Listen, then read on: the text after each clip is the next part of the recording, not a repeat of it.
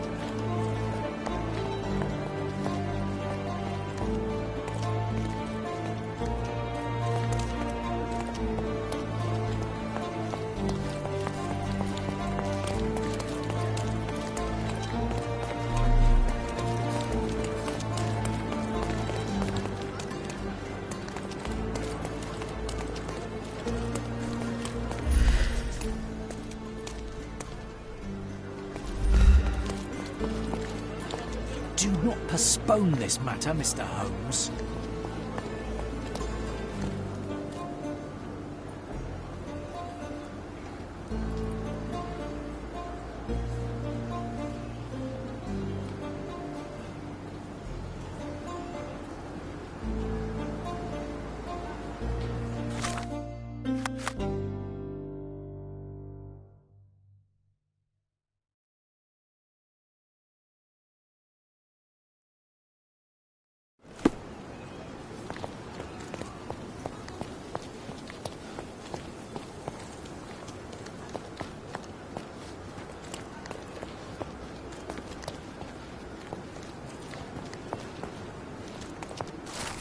Sherry, I think we're getting the hang of this.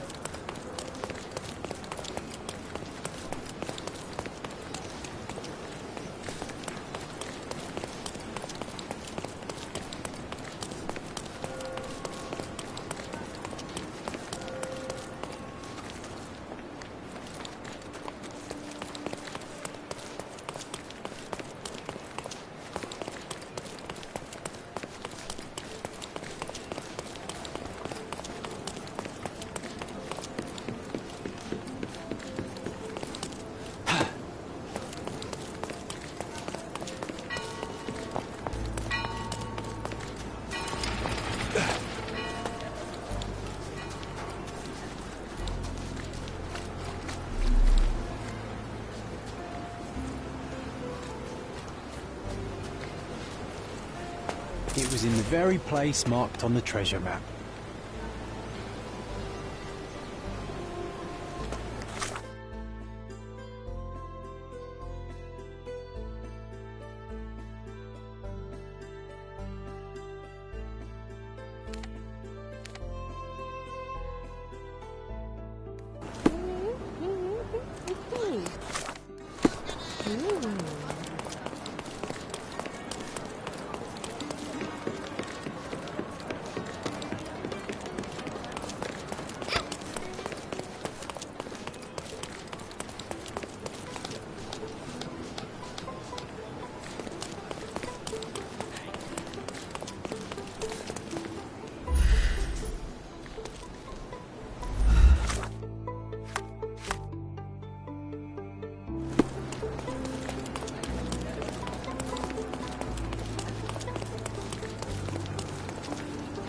Nice find. It was well.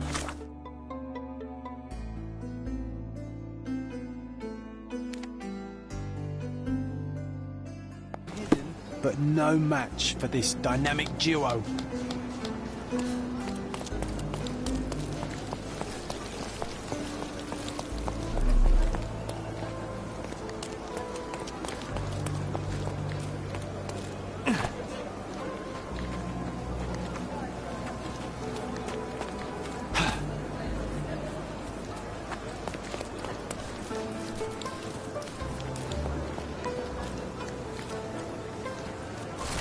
It was in the very place marked on the treasure map.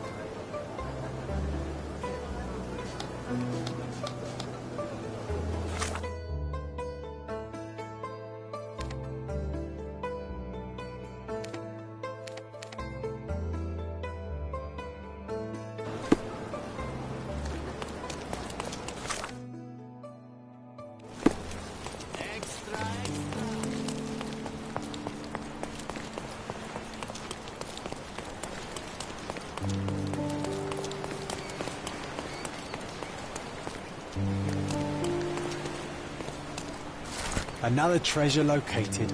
Let's celebrate.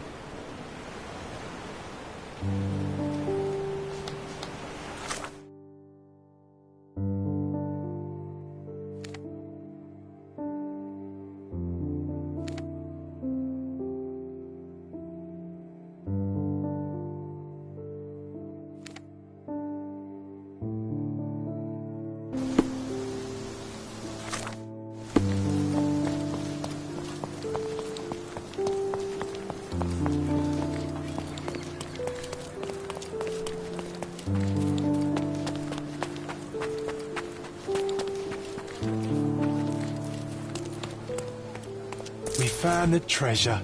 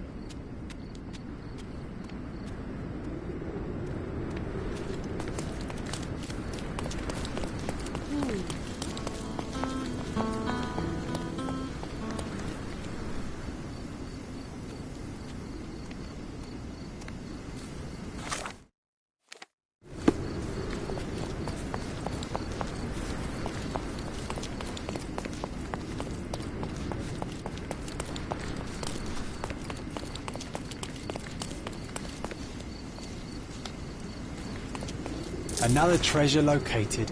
Let's celebrate.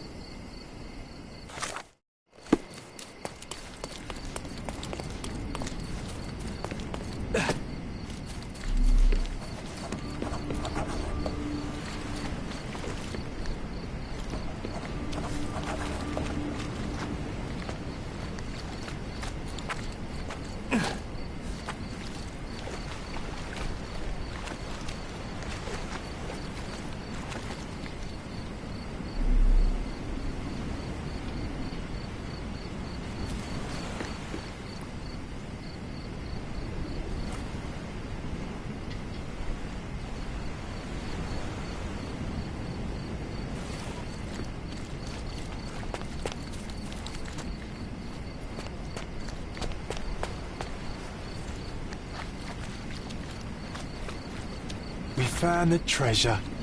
You and I make a good team.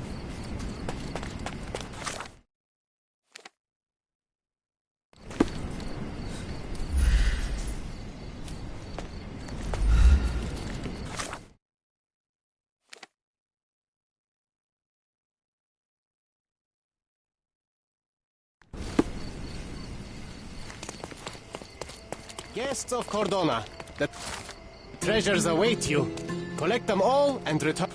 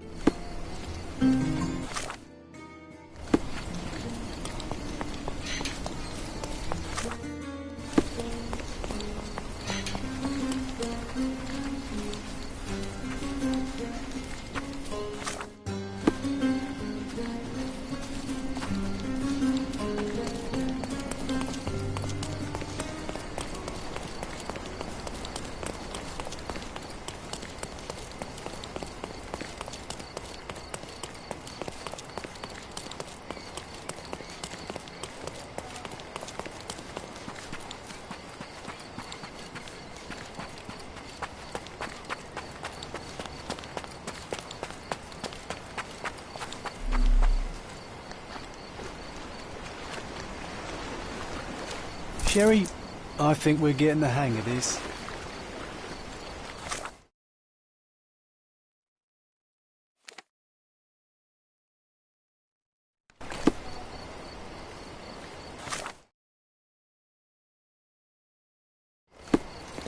Extra, extra! The eyes of Augusta!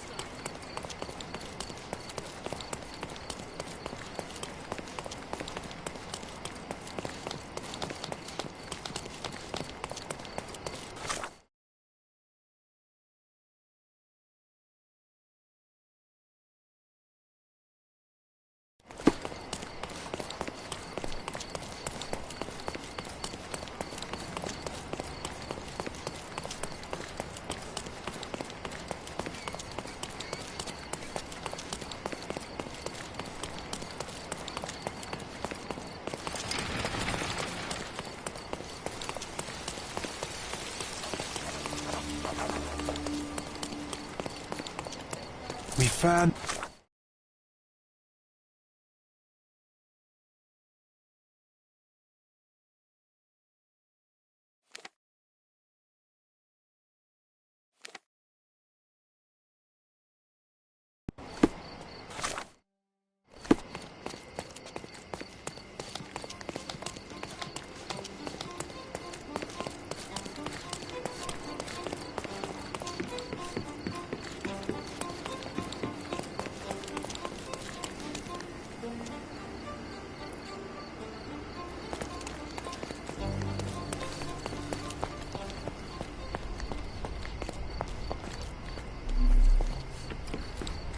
Sherry, I think we're getting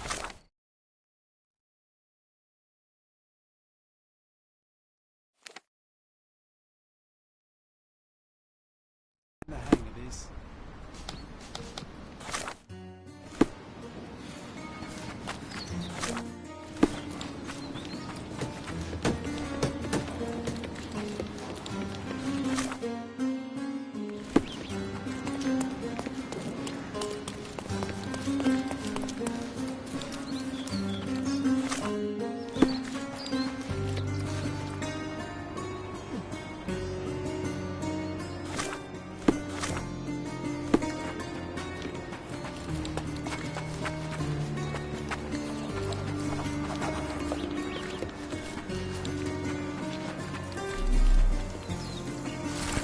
Another treasure located.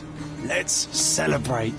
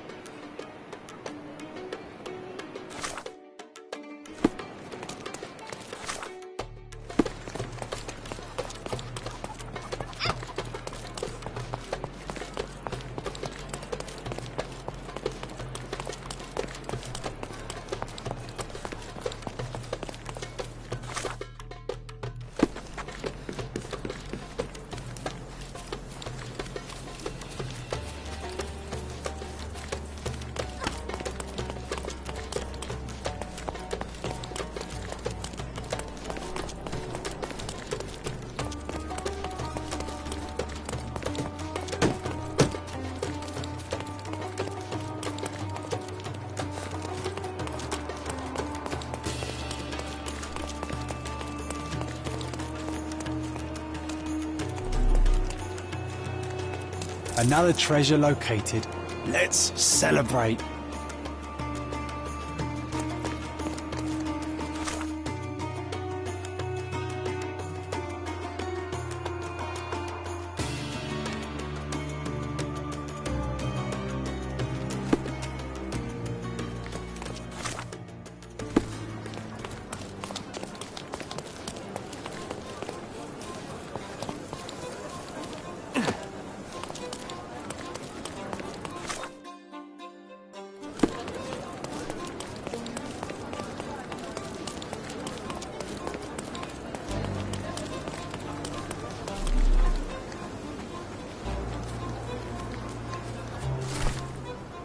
It was in the very place marked on the treasure map.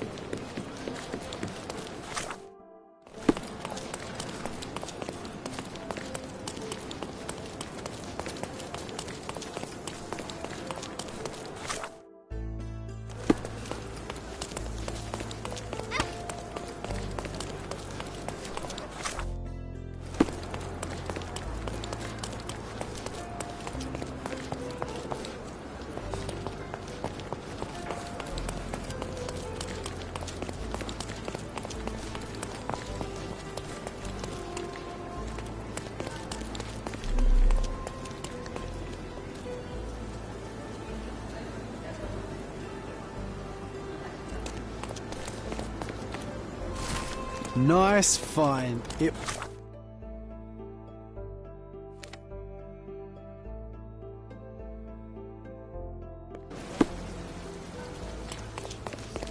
A contest for the guests of Cordona. Find hidden treasure.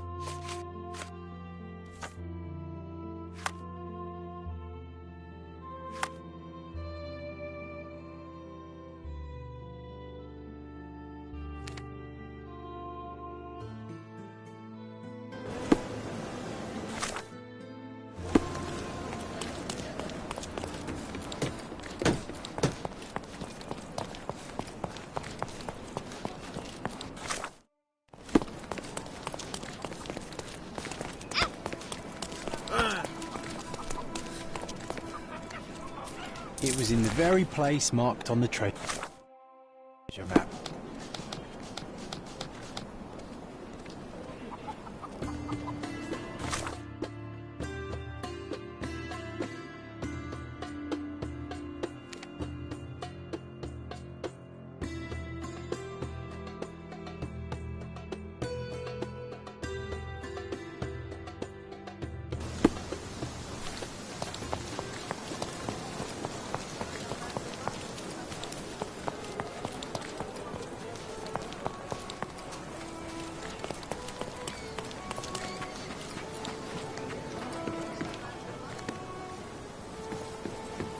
Nice.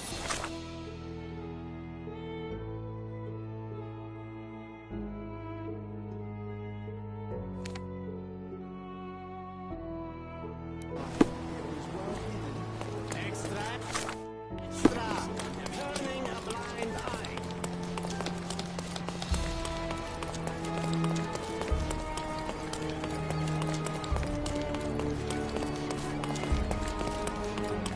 That was the third in a row.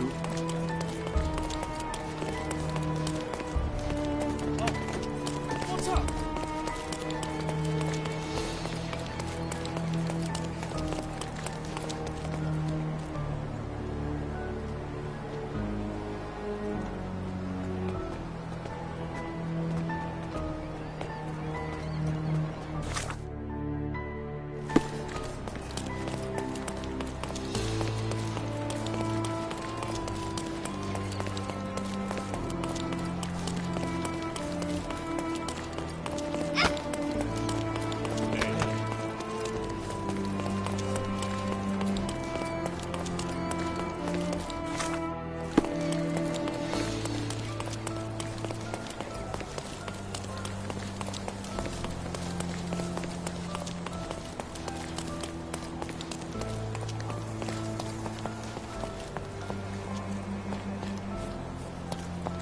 Sherry, I think we're getting the hang of this.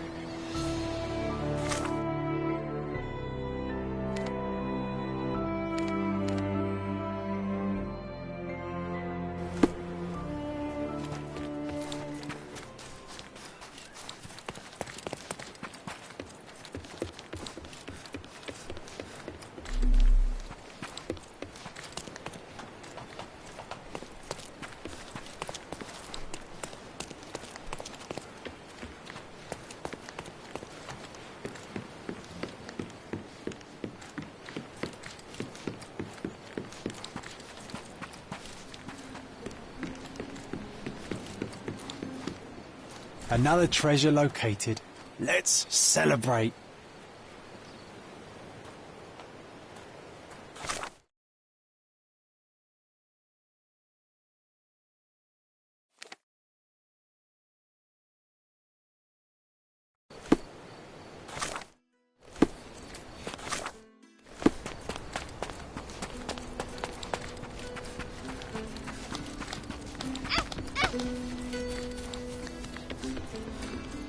Sherry, I think we're getting the hang of this.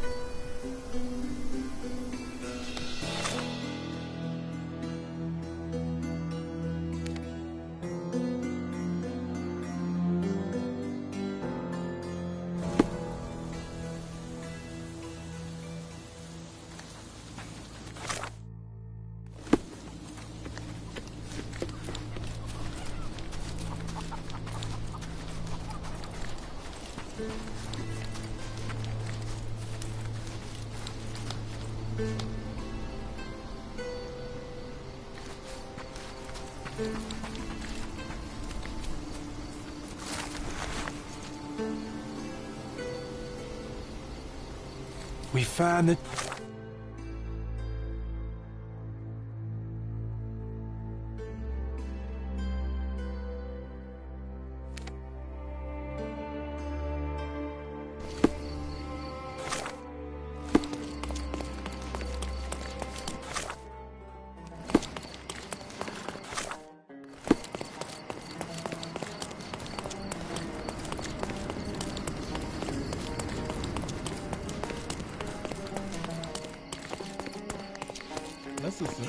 Another treasure located.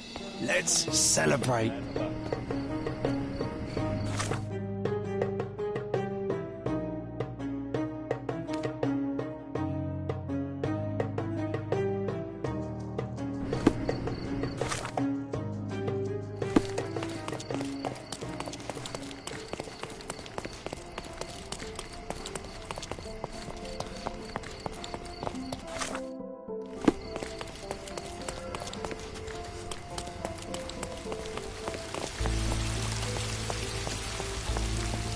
It was in the very place marked on the treasure map.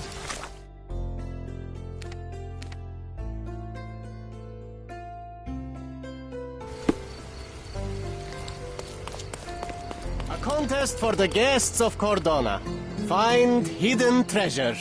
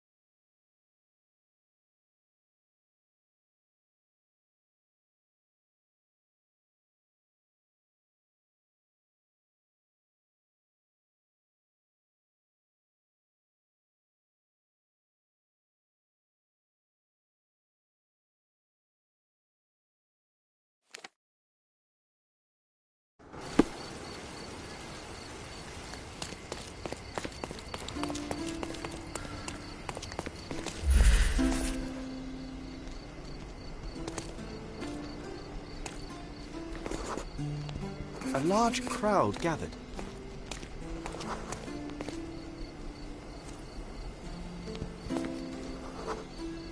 I was here, young and passionate about the truth. Mycroft stood close to me. He was keen on my attending every official event, that I might prepare myself for the Crown service. Lucky for you, that was the last time he did it.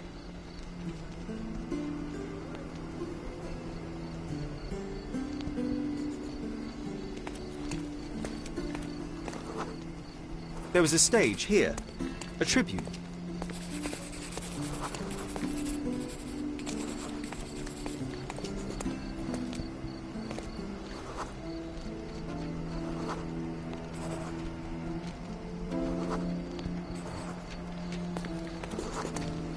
The governor gave his speech there. He was lying through his teeth and nobody noticed, or didn't want to, but I noticed. I was extremely irritated by his lies. I shouted my opinions very loudly for everyone to hear. The crowd went wild.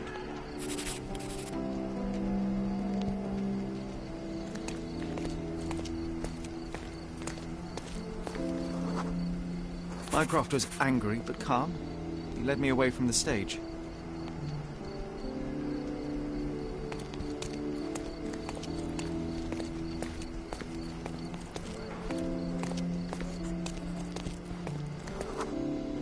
He told me that I should keep my mouth shut, and that silence is golden.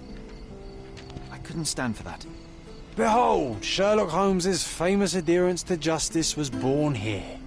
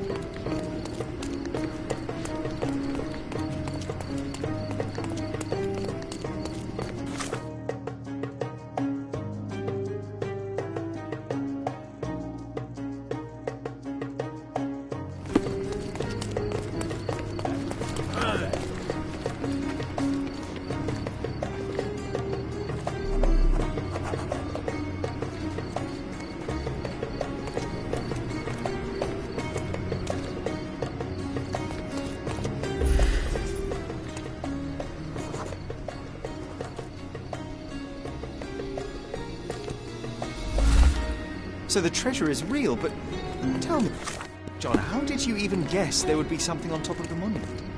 Didn't I ever tell you about my psychic abilities? I should have. I even know where we ought to go next.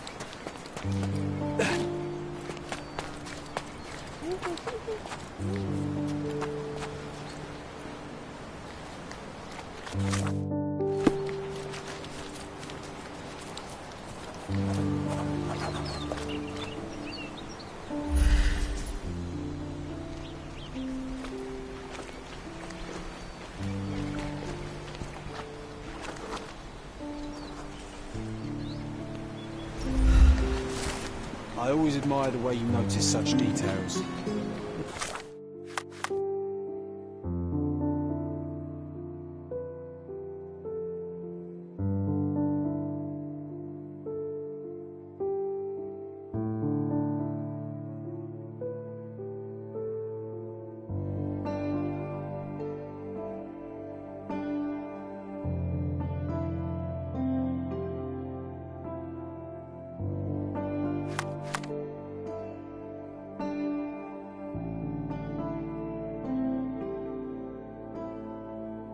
Such moments I often recall Mother's voice teaching us of the importance of the smaller details. The world hangs on small hinges, John. Even the most chaotic miracle becomes sequential when you take a closer look. I remember.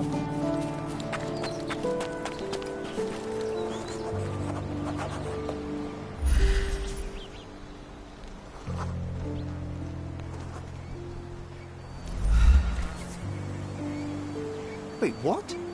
Is this Mother's magnifying glass? How did it end up here? What happened? Sherry, you really need to learn to let miracles happen.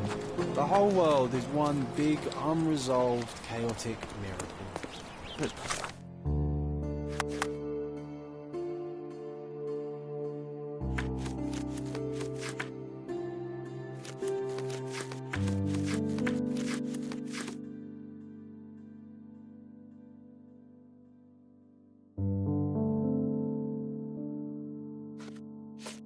they will become sequential if you take a closer look. I do remember what Mother told us, but that explains nothing. Just let things happen, all right?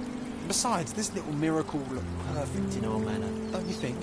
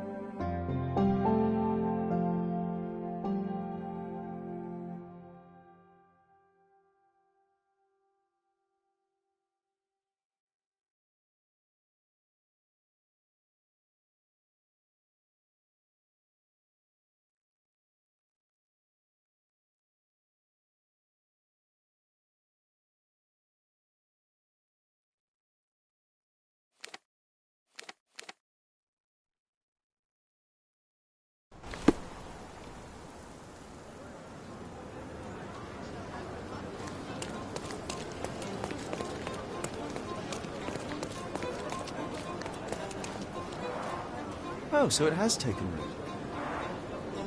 What's taken root? As I recall, when we were growing up, this theatre didn't welcome kids. You've forgotten, John.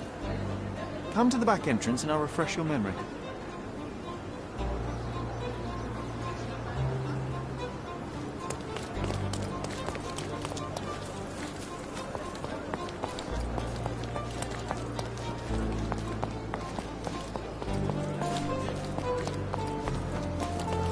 Yet I still see nothing.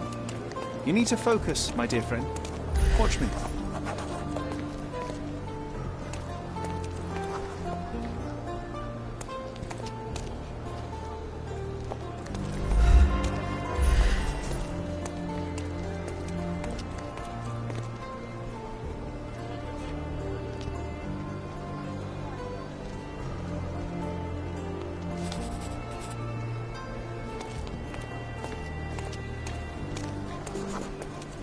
Here was our glorious stage. Ring any bells?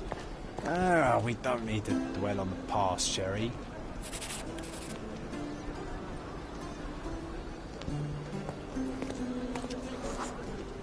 And Hamlet's mother, Gertrude, taking poison. What was the name of that girl? Oh, Georgina, of course. She was our neighbour. Oh, I remember her. She liked you.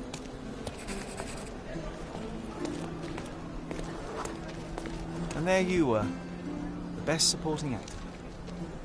My silent scene partner, my Yorick. Your presence inspired me and brought me to tears.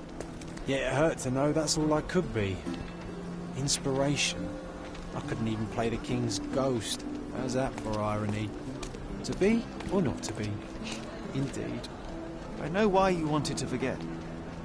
The show forced you to confront your limits, except no one else would ever see you but me. Why do you think I cried?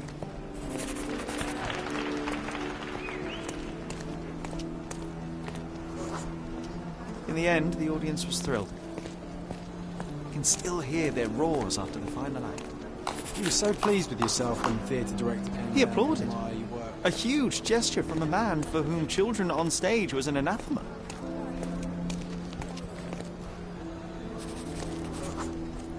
One small step for a man, one giant leap for students of the dramatic arts. Childhood is a time of naivety. I cannot now imagine seeking a career as an actor, drinking wine all day and gaily treading the boards at night. Yet you often pretend to be someone else in your search for the truth. You can't act like this side of you disappeared completely. Quite. This, above all, to thine own self be true.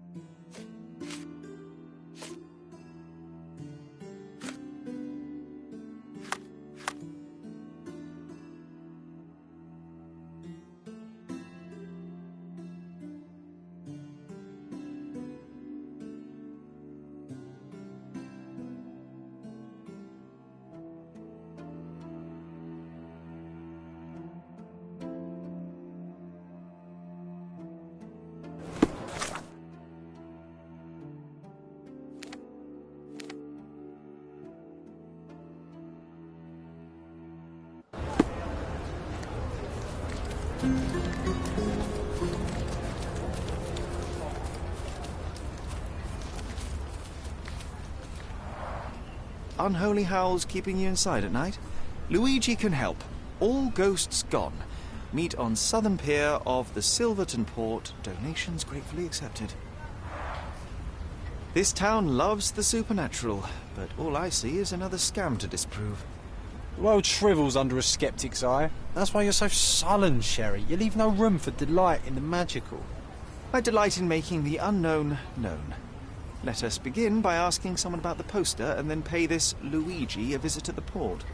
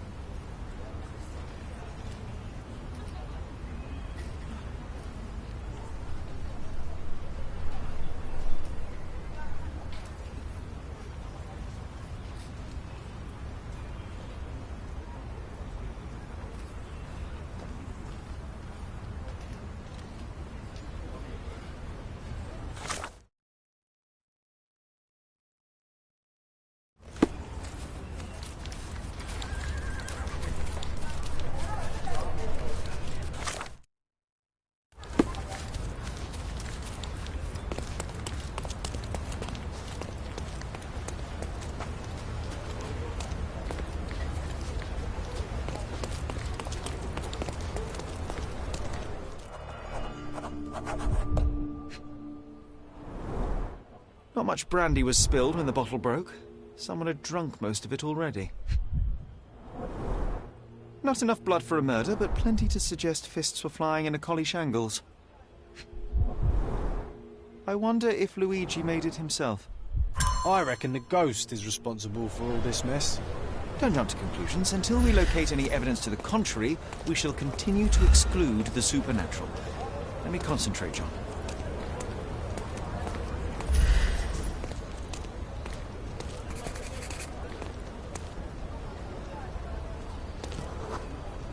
The ghost hunter's stand was here.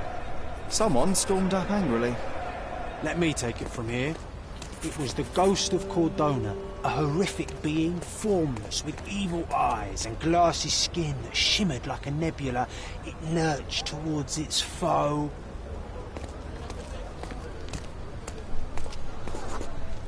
No, John, it was human. We're staring at the evidence of a scuffle between men.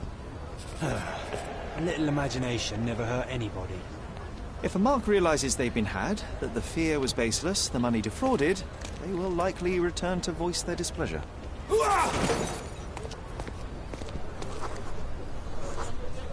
And thus Luigi took a beating. Fools should have at least moved locations between scams. After the attack, he fled bloodied and bruised.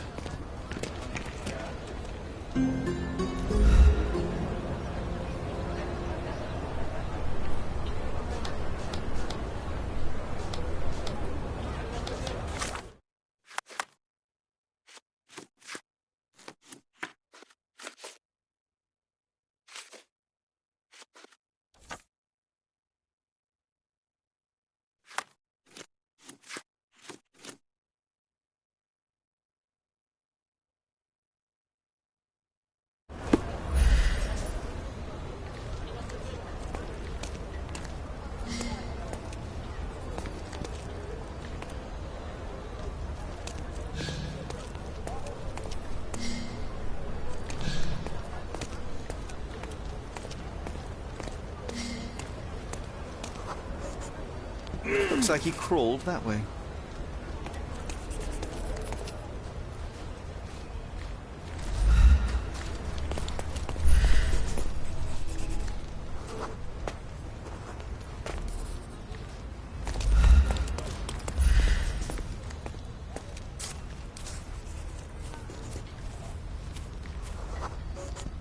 The empty bottle suggested intoxication.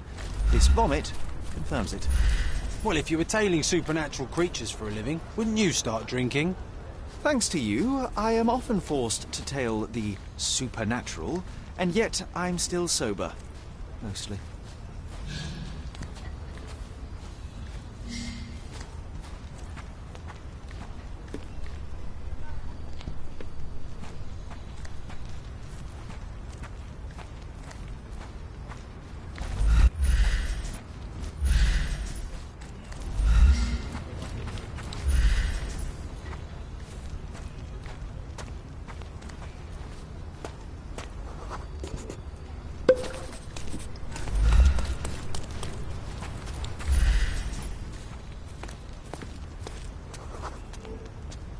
He threw the bottle here. I think we must be near his hideout. Maybe we just leave, Sherry. There's no need to disturb the Looks ghost. like an appropriate home for a ghost hunter. I have a bad feeling about this.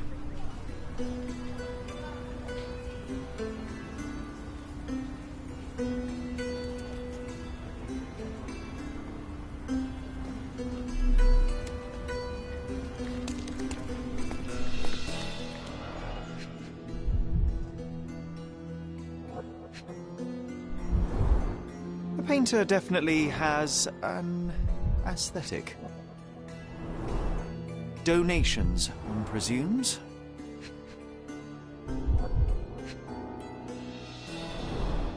So this is where all the money was going. Handcrafted, actually rather beautiful work. An eerie and unsettling sound.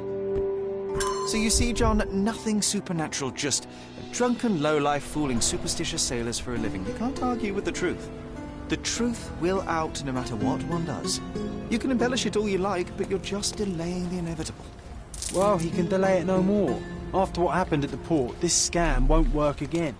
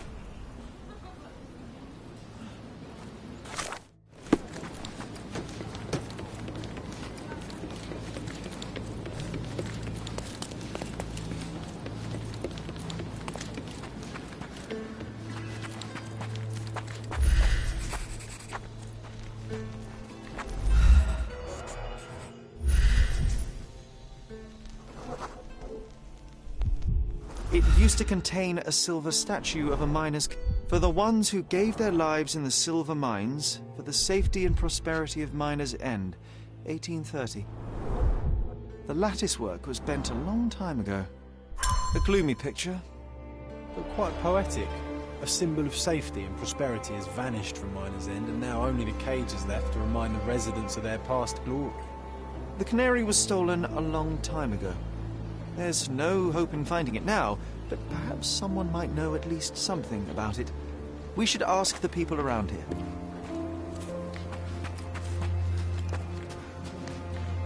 Help me, please. You have a job, so why don't you go back to it instead of bothering me?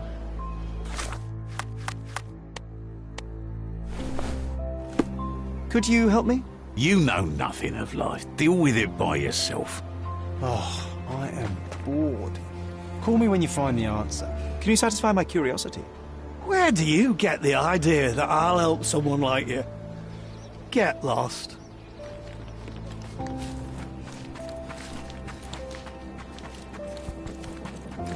Excuse me, just one question. I'm too tired for your questions. You obviously haven't thought this all through. Or are you just annoying these people on purpose?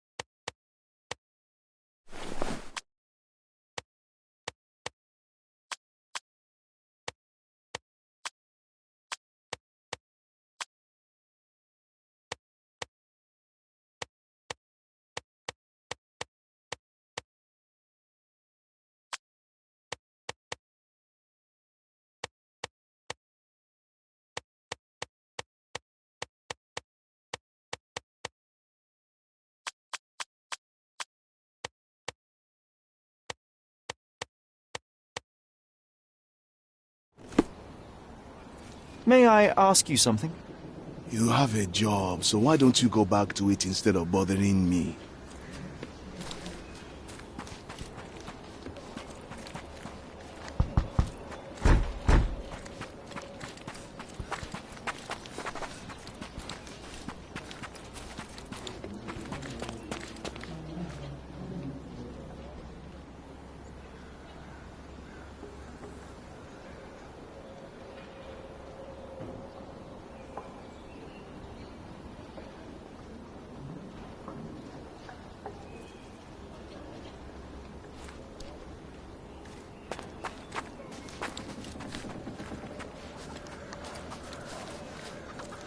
Help me, please. What a coincidence. I only learned of this recently myself.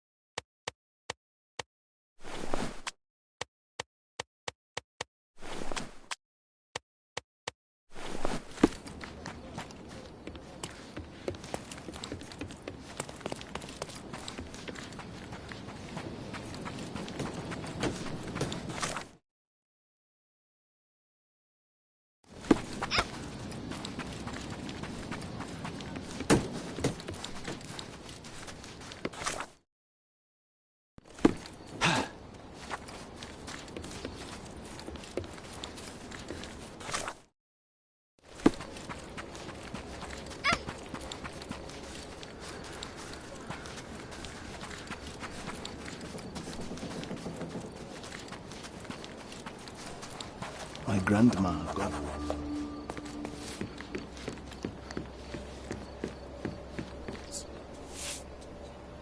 My grandma, God bless her, had known the man who had doomed us all.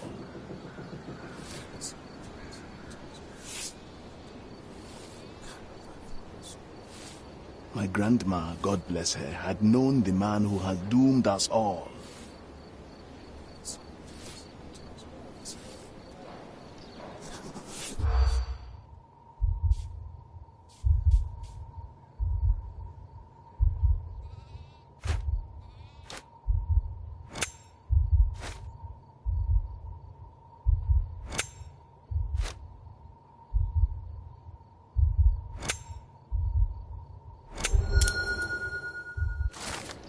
The thief died in grief. A poetic story for such an unpoetic place. Safety is gone, and tears take the rest.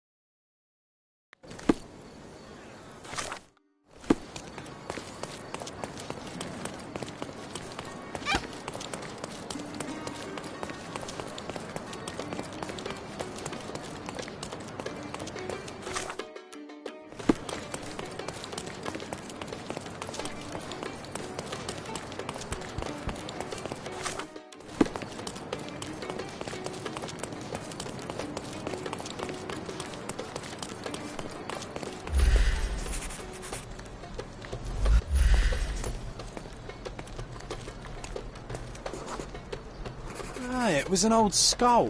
What a lucky find for a pair of young adventurers. It was easier to climb these walls back then. Not merely because we're older, but because the ruins are too. Of course. You said we needed to bury him. Do you remember where? Well, one would think burying a human skull would stick in the mind, but somehow... no.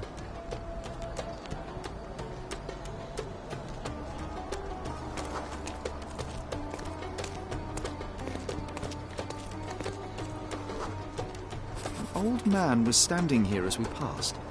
Oh yes, I remember his face as we flew by with a skull in our hands.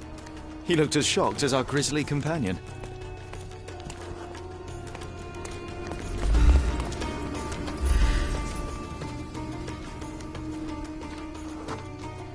Nothing ever bothers an old Ottoman backgammon player.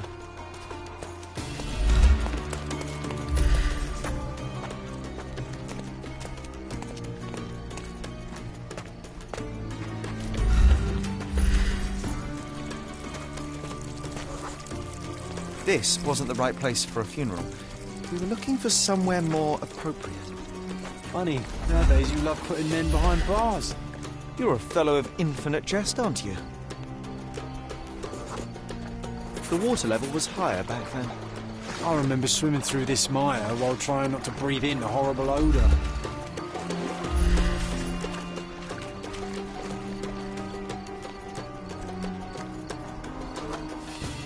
This is where we buried it.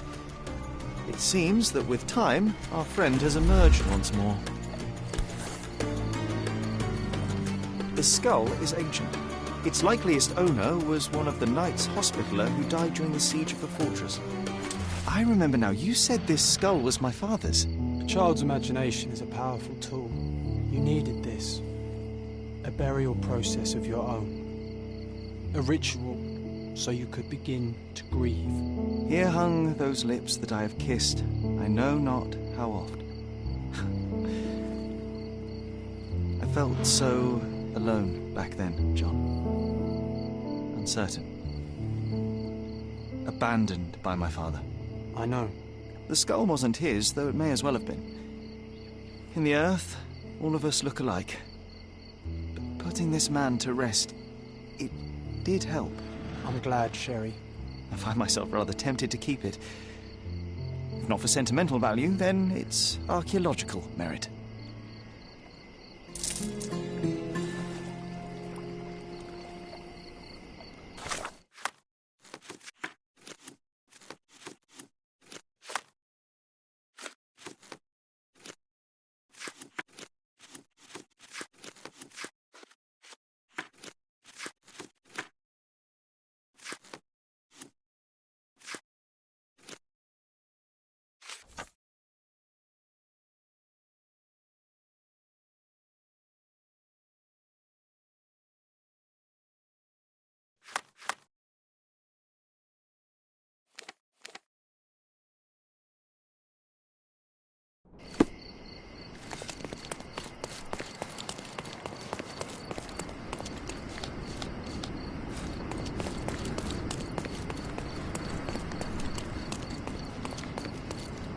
Another knife in the pillar.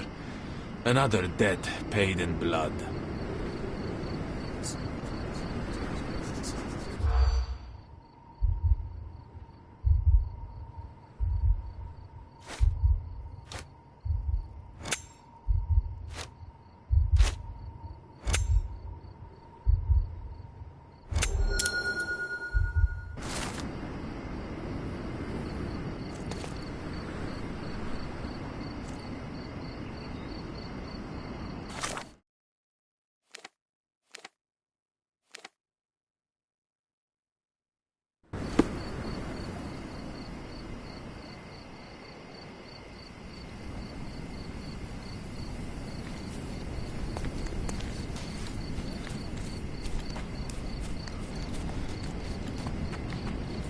That pillar is a damn eyesore.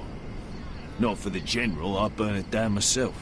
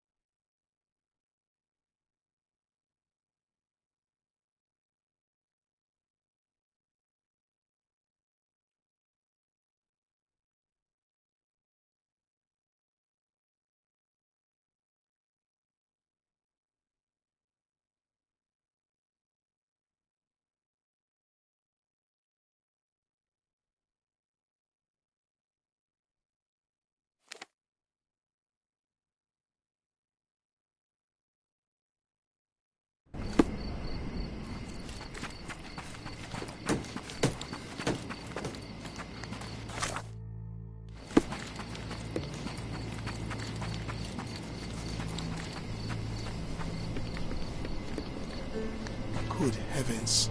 You heard how the priest was butchered.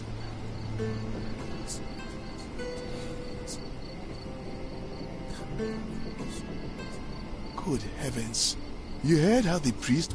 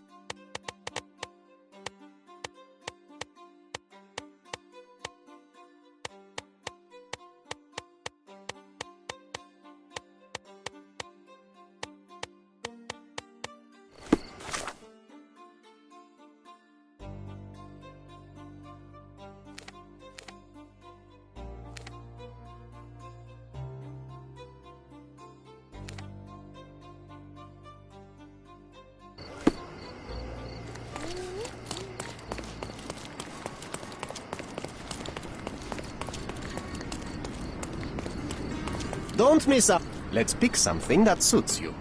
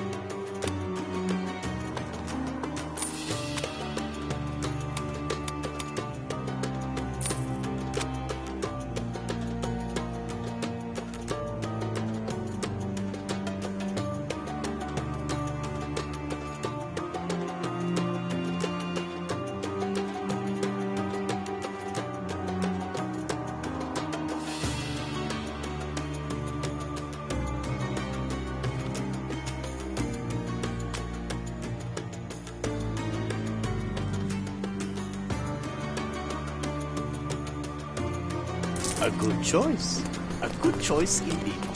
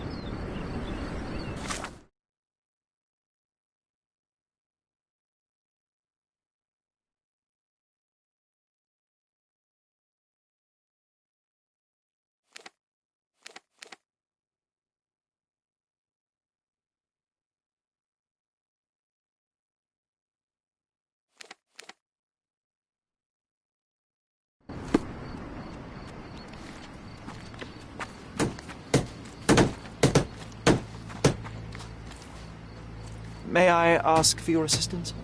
I'll tell you what I know, my friend.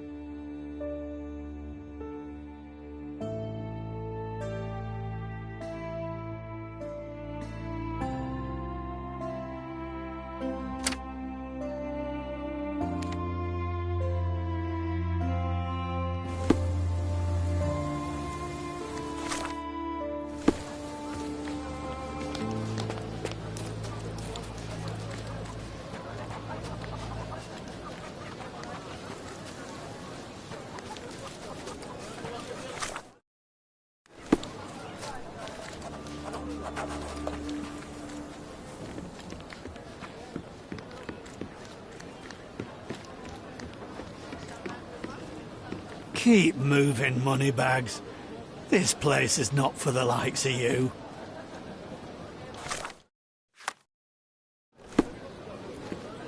Keep moving, moneybags. This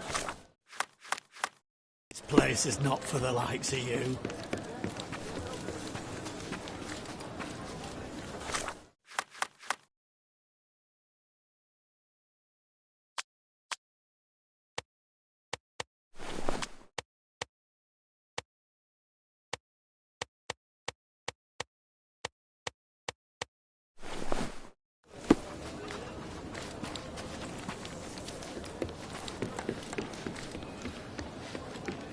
Welcome, brother.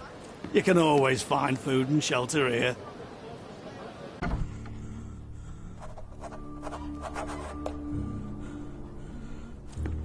I think this man is suffocating. We must help him.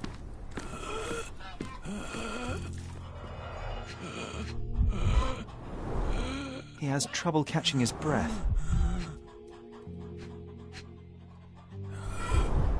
His dry, hacking cough is getting worse by the second. His fingernails are blue. Looks like he's having an asthma attack. Quickly, do something!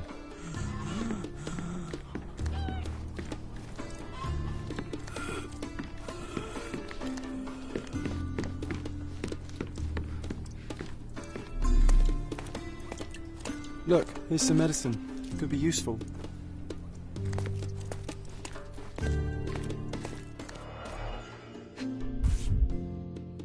Acetylsalicylic acid. Useless.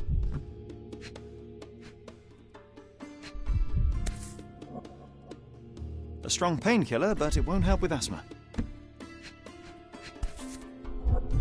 Aha! Ether. That can stop the asthma attack.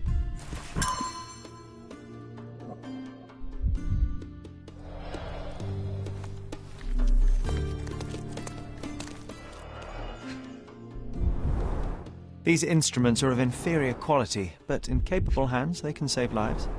Such insanitary conditions. Horrific. They even keep medical records. Impressive for a gang.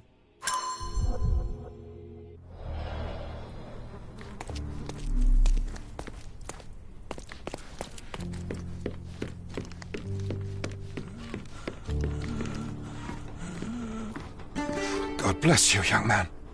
Phew, that was close. But you saved him, Sherlock.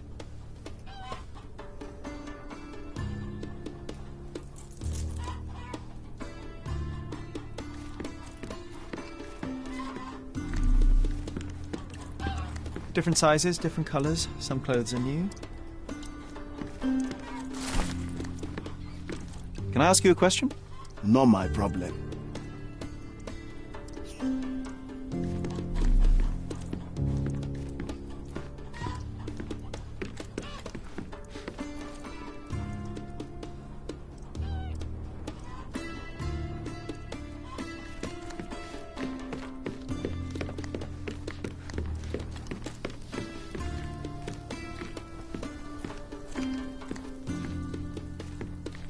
The boss has a lot of work on his...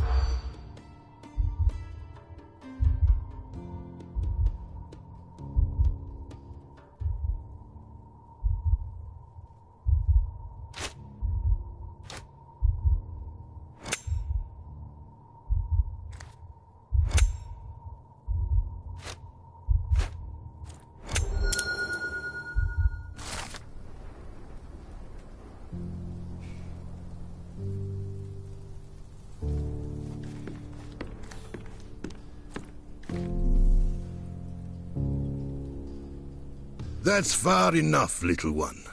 The boss is busy. But I need to speak to him. It's urgent. I'm sure it is. Look, there's going to be a fight in the arena today.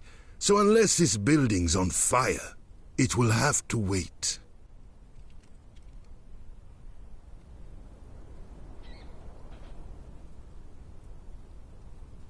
I hear the gang is looking for new members. I'd like to join you. Oh, there's not enough meat on you. We've no use for a scrawny weakling. I'm not scrawny, I'm just thin-boned. Besides, I know my way around a gun better than anyone in your gang, I'd wager. You've got some nerve. See those bottles over there? Go on, shoot them. Show me how good you are.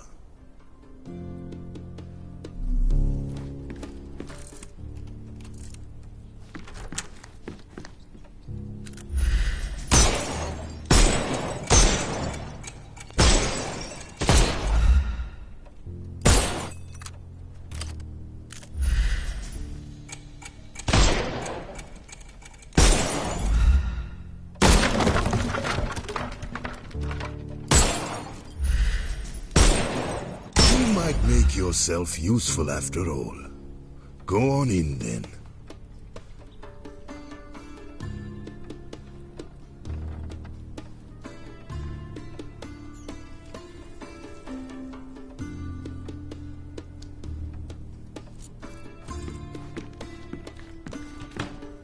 Hey, Didn't I ask not to be disturbed? What's with the shooting out there? Sorry about the bother. Your guard took a little convincing to let me in. Not to worry, though. Everything's fine, except for a few broken bottles. So then what do you want with the righteous? Spit it out. I haven't got all day. I'm here to talk to you about the murder of Father Alexandra. Oh, that. Nasty business.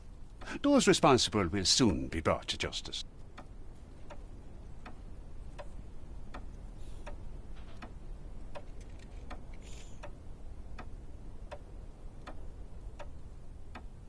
Killing the priest doesn't strike me as very righteous. Why did they do it? Every tree has a few rotten apples, doesn't it? They caught him stealing from our ladders. But there was no need for bloodshed. I gave no such orders. Alexandro might not have been one of us, but we were fighting a common enemy. This enemy being who, exactly? Not who. What? Poverty, inequality, and justice. We follow our law just as Alexandro followed his God's commandments. What do you mean by justice? I doubt that you're planning to turn them into the police. Of course I'm not.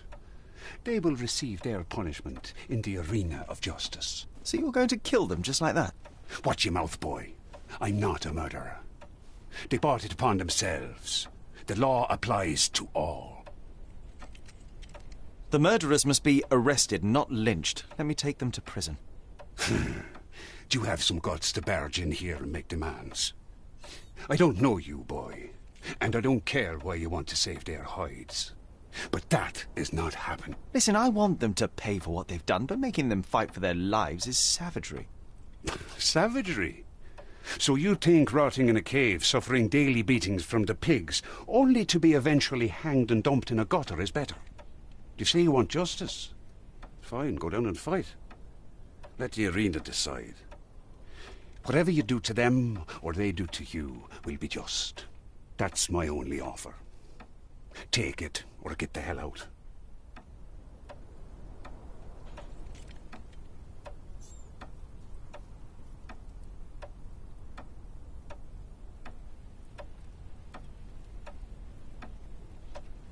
All right, I'm not afraid to get my hands dirty to see criminals behind bars. If you make it out alive, I won't stop you. Don't assume they'll go down easily, though. They'll take their chances and give you no quarter. I'm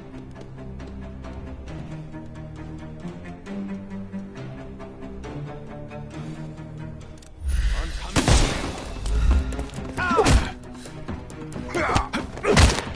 Oh! Take a rest, my friend.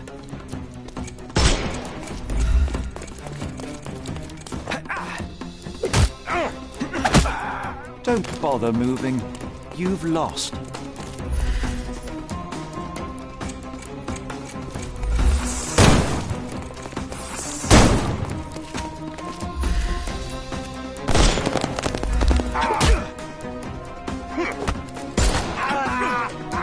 Take a rest. Give him the pepper snuff.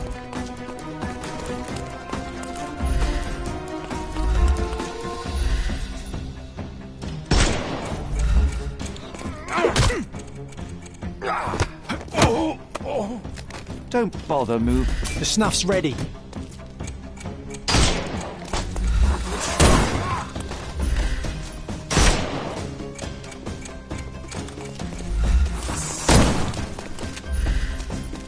We can overcome the brute now.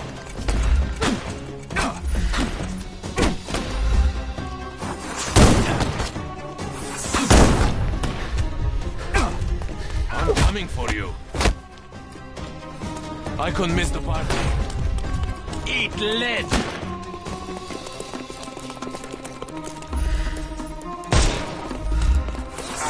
Coming. Ow! Take a rest, my friend. I'm coming. Don't cry, you'll live.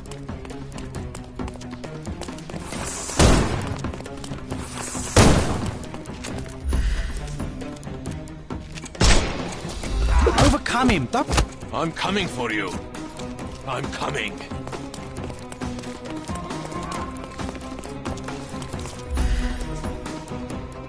Take this!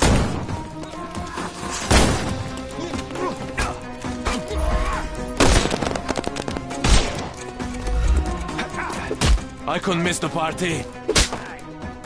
It won't work this way. Give him the pepper snuff. I'm coming for you.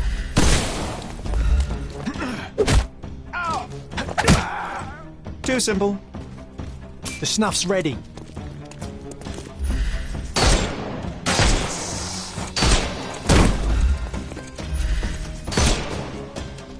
He's all yours now.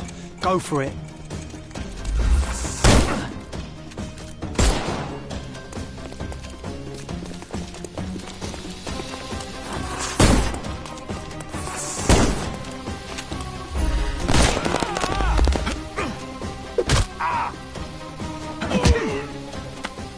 Take a rest. Give him...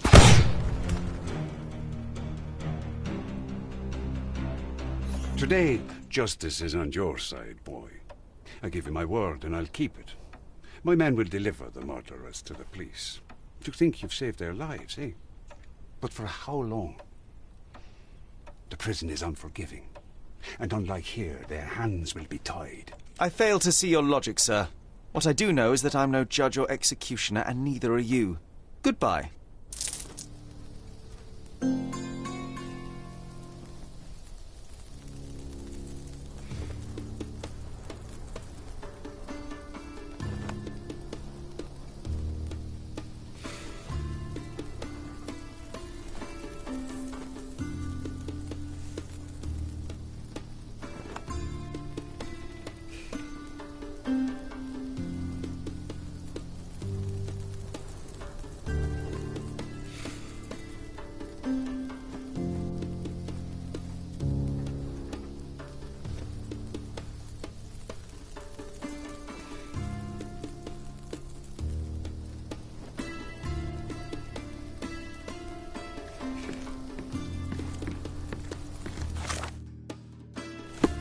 Go on, off with you.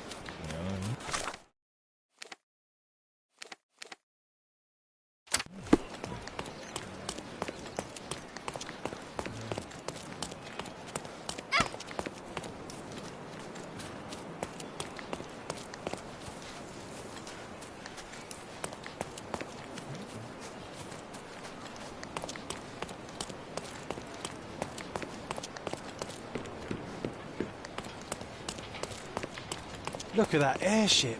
That is some view. At least something's changed since the last time we were here. I bet that toy isn't cheap. Well, it's gorgeous. From an engineering point of view, at least. Let's take a closer look through this telescope. Did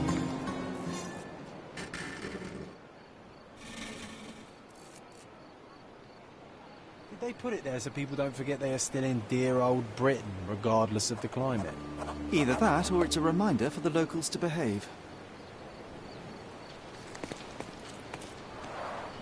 Led Zeppelin, 1880. Built in the name of power and glory of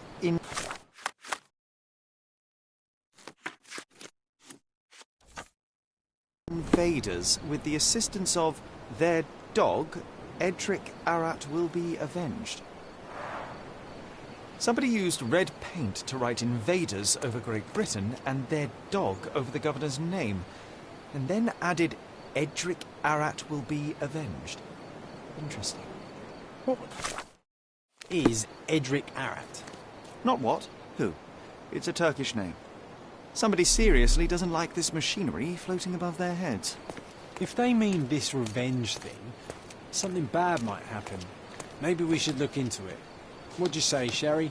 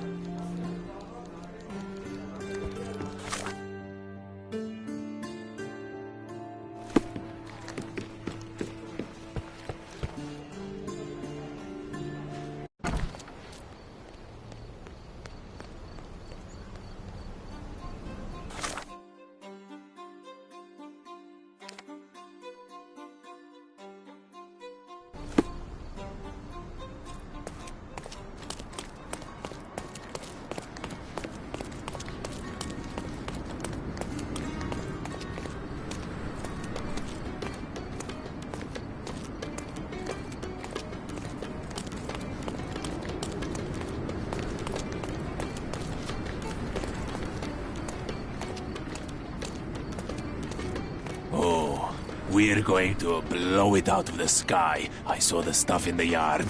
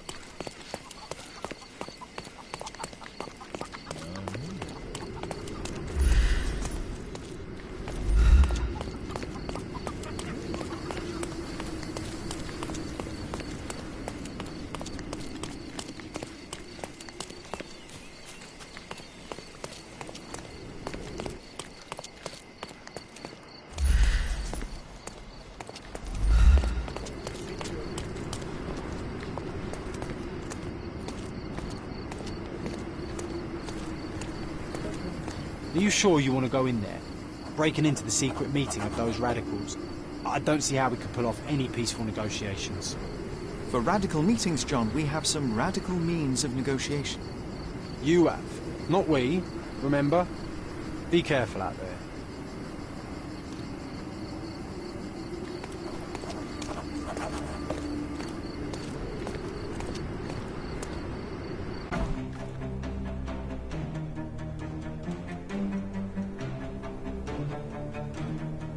I'm coming for you.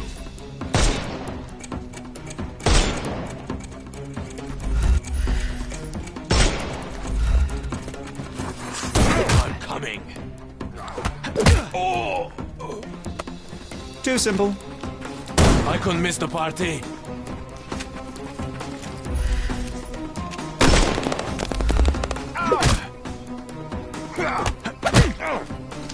Don't bother moving.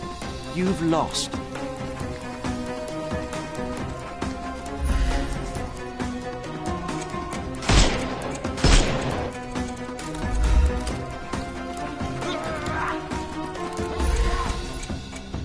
Time to knock this guy out.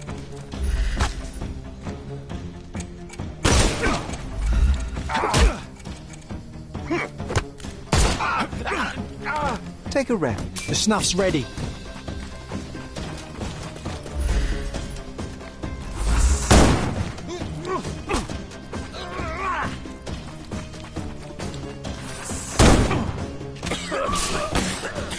Good day. Eat lead. Don't cry, you'll live. I'm coming. I'm coming for you.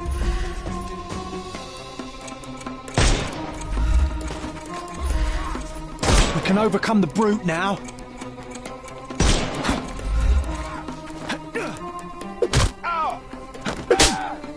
Too simple. Give him the pepper snuff. Don't bother moving. The snuff's ready.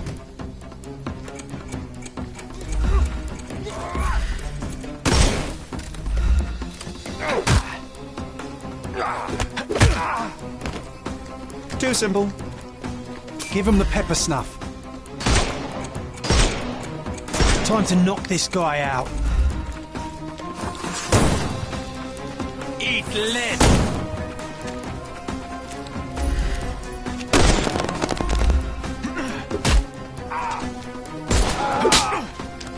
No more crime for you. The snuff's ready.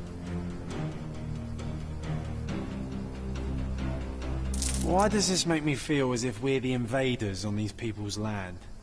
We came in peace. They put up a fight. Next time they'll think twice. Peace and trust can win the day, eh, Sherry? At least I'm glad they'll see another one. You did well. Now, let's check the yard. I want to learn how they were planning to shoot down the airship. We'd better make it quick. The noise you've caused here may bring us more trouble. The radicals plan to load the missile battery onto boats and sail close to the airship. So they hope to bring down the airship by using these missiles. How did a small group of conspirators manage to smuggle artillery to Cordona? How many people are on board that airship? You've just saved their lives, Sherry. Not to mention the people below, should it have crashed on the island. We should call the police to sort this all out. No need. Somebody from the neighborhood already called them once the shooting began. Besides, I'm not in the mood to explain why I'm standing here, armed, in this grim situation. We did all we had to do. Let the police do the rest.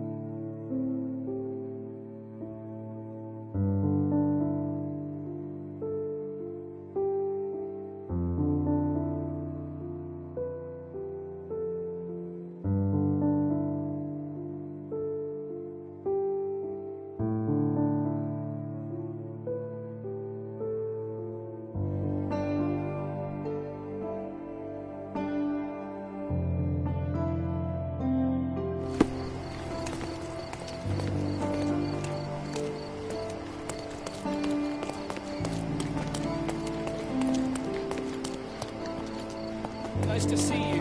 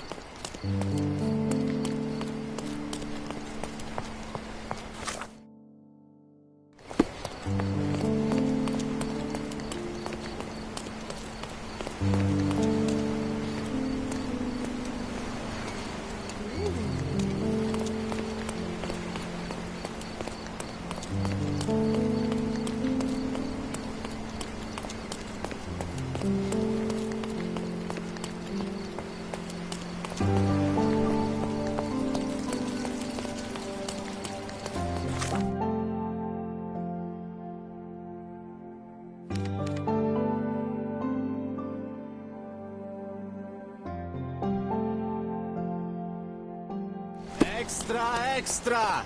Frosty reception for refugees. The British...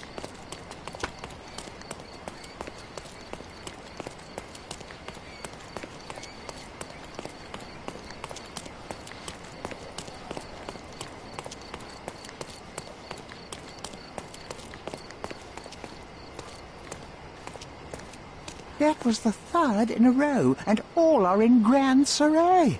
Of course, the police are still struggling to explain.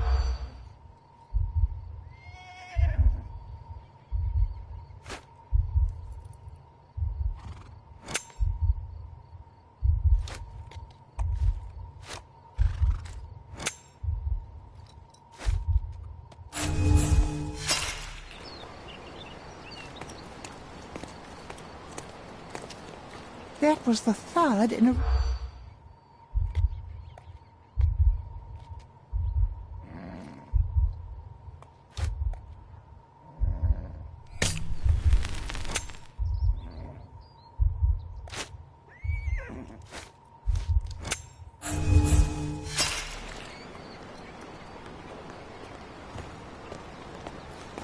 That was the third in a row, and all...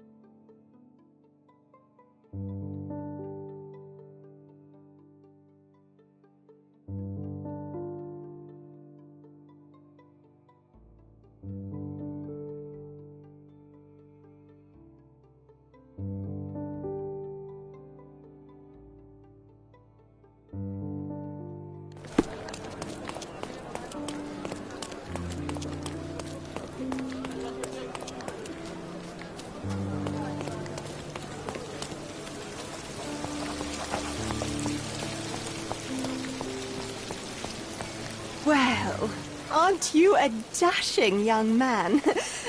May I ask your name? Sherlock Holmes, at your service. I'm Lady Carr, but please, call me Miriam. How have I never seen you at any of my parties? Oh, you've missed out on so much fun. The latest one was a blast. First, a magic show, and then, to everyone's surprise, an audacious burglary. I beg your pardon, Lady Carr, but why are you so excited? Wasn't it your house that was burgled? Let me ask you, have you ever witnessed a crime at a party? Of course not, but my guests have. Oh, it was a night to remember. Everyone's gone home, but at least I have these fine gentlemen here to keep me company.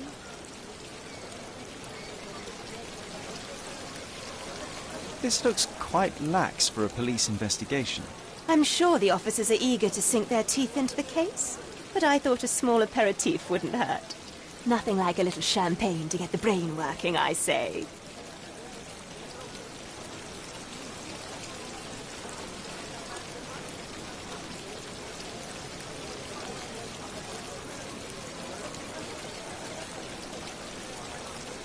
Could you be more specific? What exactly happened? Well, there were drinks and hors d'oeuvres, followed by more drinks, of course. And then we gathered to watch the amazing Alonso saw himself in half. Oh, it was breathtaking. Some guests had to be revived with smelling salts. Then I invited everyone upstairs to see Abel's collection of curios. And there, someone had stolen Abel's treasure.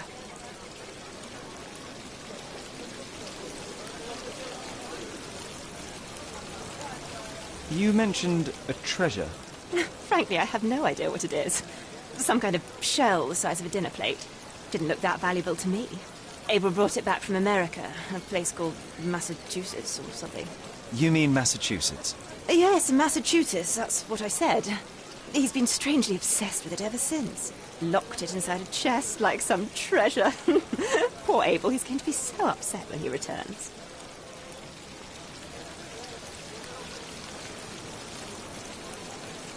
Who is Abel? Your husband, I take it? Yes. My Abel is a famous... Yes. My Abel is a famous... Yes. My Abel is a famous... You boys and your silly hobbies. I'd like to take a look upstairs where the burglary took place. Certainly. Be my guest.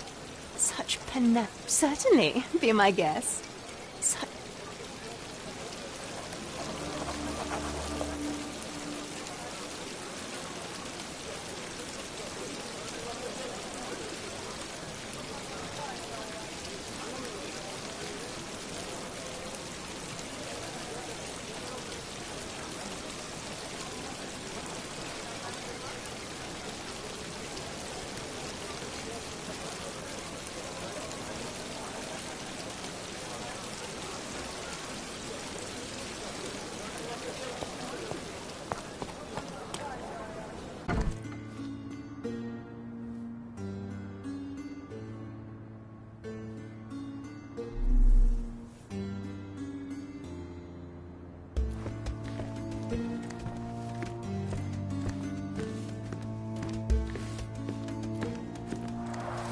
Shards of a broken bottle. That must have been one wild party.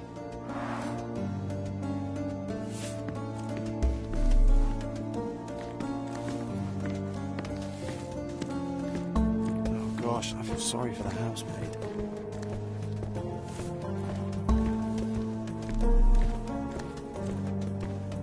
Lady Calf certainly spares no expense.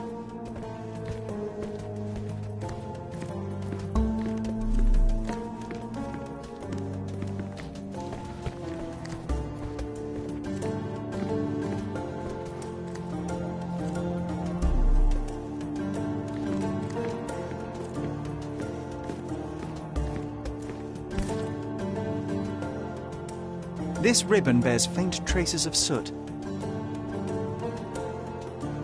Short brown hair without a root. Well, there ain't any rabbits in this hat.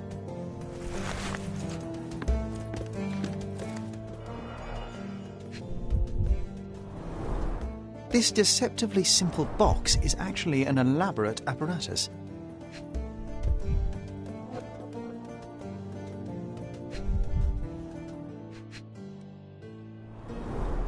Alonso must be a short, lean person to be able to fit inside.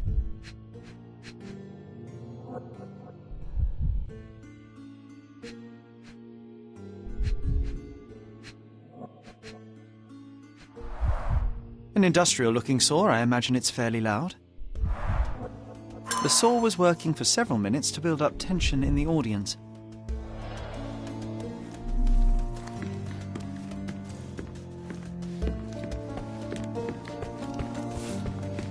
Sir, I only just washed the upstairs floor. Just stay down here until it dries.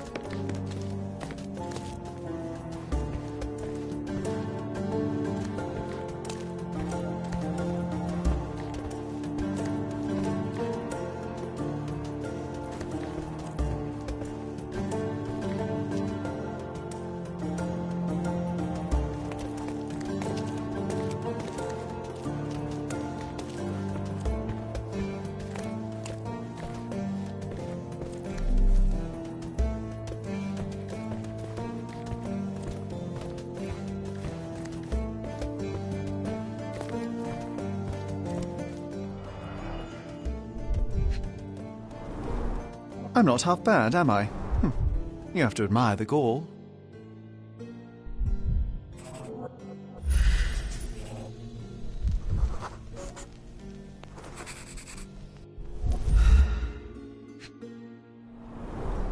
This doesn't make sense. Why haul this machine up here if one could just steal the chest? It looks like a leaf from a fruit tree. Botany's not exactly my forte, but it could be a pomegranate, possibly?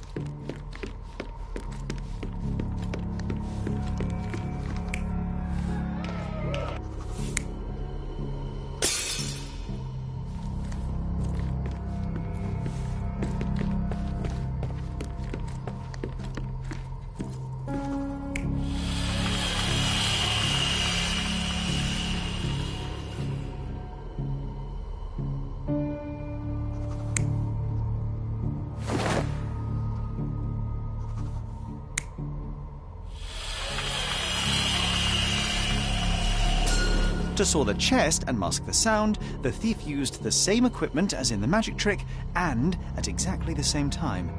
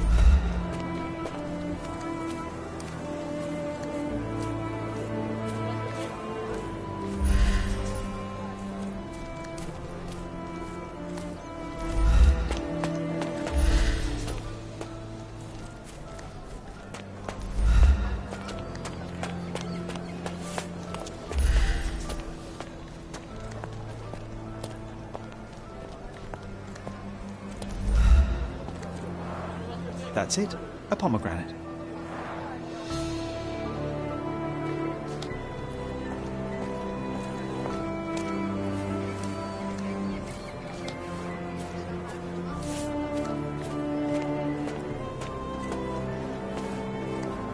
This ladder's pretty long. Long enough to reach the first floor.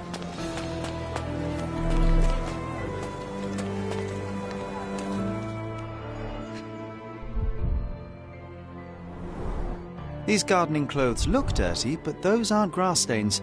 It's paint. These are fake. The rubber is very thin, too thin for actual gardening work. Large boot, size 9.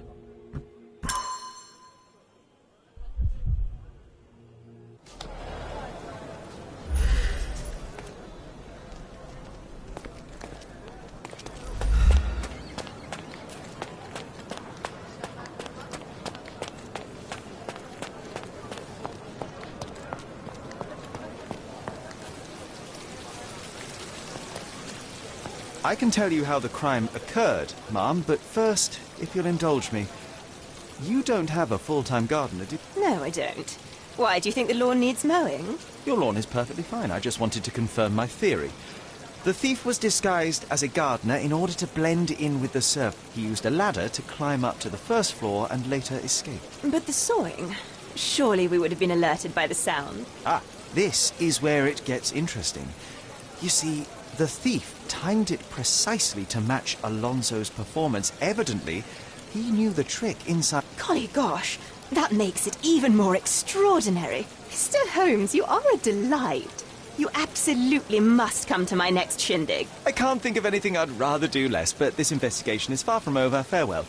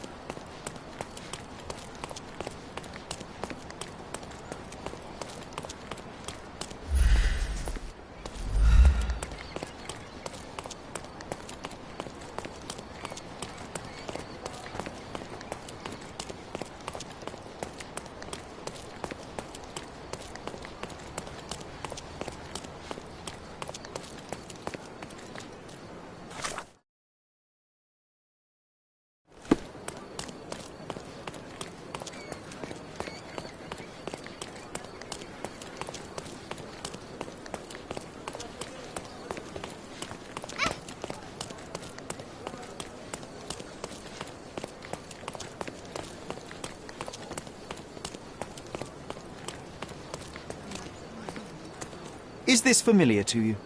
Mate, I like you, but you should ask someone else.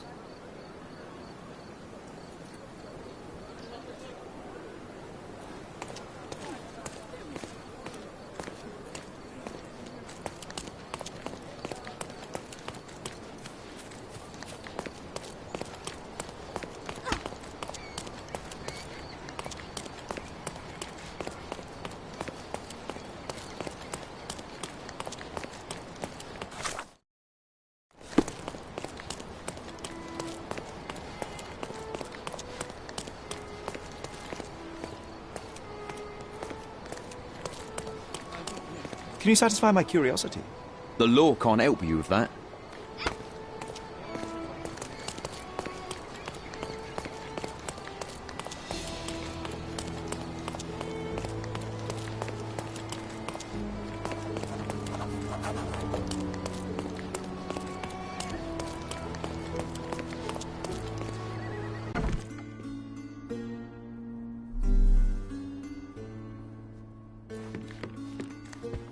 My apologies, but I am not in the mood for visitors. Not after the debacle that was my last auction. Stolen from by my own valet. Bitten by the viper I nursed in my bosom. Oh, the indignity. Oh, drama indeed. My name is Sherlock Holmes, and I could help you get to the bottom of this. Sir Finlay Lane. Philanthropist, industrialist, art collector. It is a pleasure to meet you, Mr. Holmes. I suppose I could use your help, if only to confirm my suspicions about Vincent. Could you tell me more about Vincent? A scoundrel with one leg and two faces. He's been my valet for a dozen years. Who would have thought that he would stoop so low as to steal from... Vincent has only one leg. He lost his right leg in the Crimean War, but despite his age and his peg leg, he's actually quite spry on his feet, on his foot. I took him in, gave him a job, and this is how he repays me. What happened at the auction? I intended to sell the gem of my collection, Cordona cypresses, to fund an orphanage.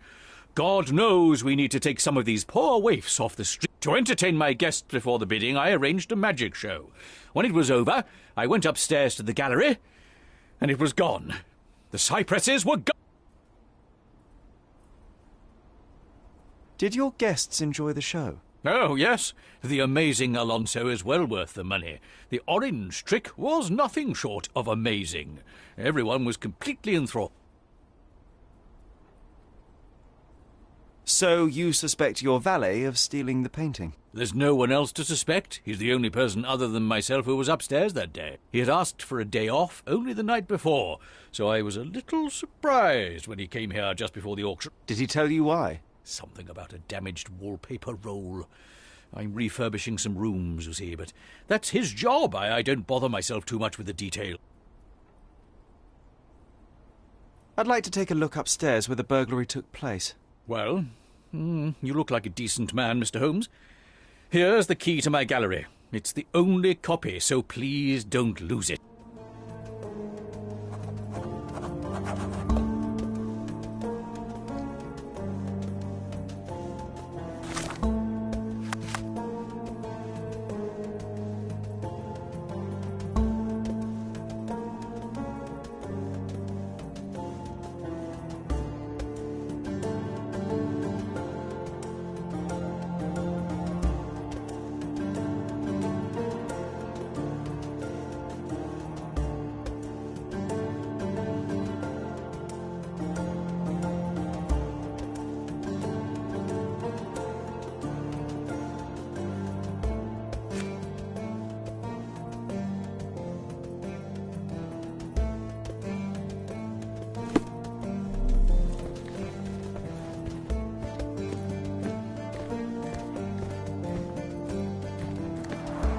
Pretty big for an orphanage.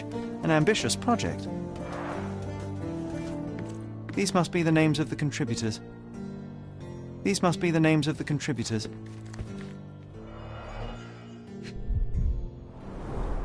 These are real sweet-smelling oranges, not props.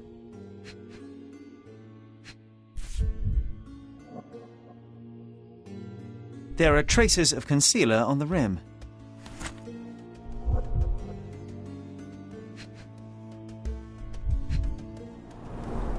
Secret compartments are hidden amongst the fake foliage. Nothing but a clever illusion.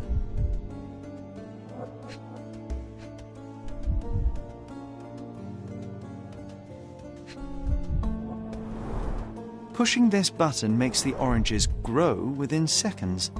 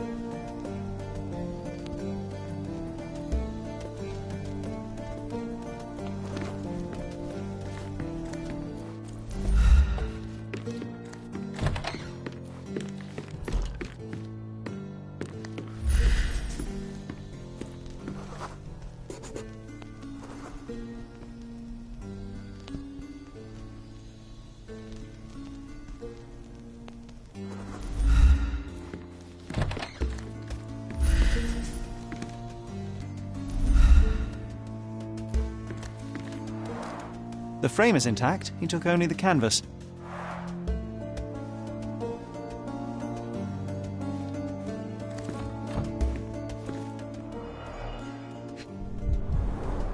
Cordona cypresses, Angelo Cicchetti, 1840. The end's in Miner's End. The end of what? Of some miners, apparently. It doesn't matter who squeezes the oranges, what matters is who gets the juice.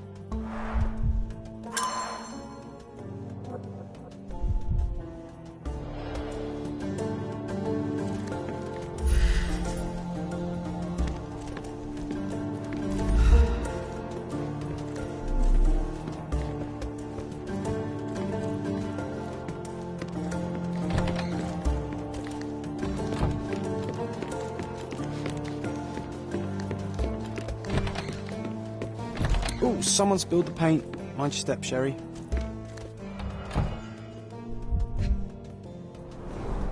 The paint splatters on the plank and floor don't match up. Fella's only got one leg. Can't blame him. Right, footprint, size 9.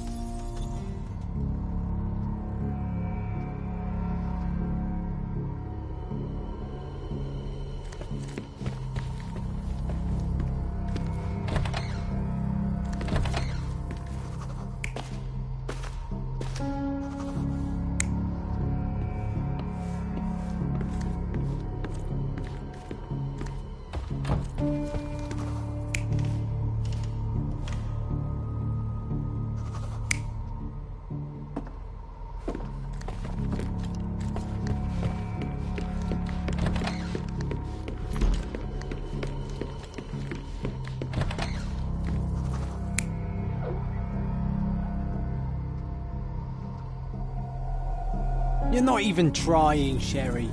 Concentrate.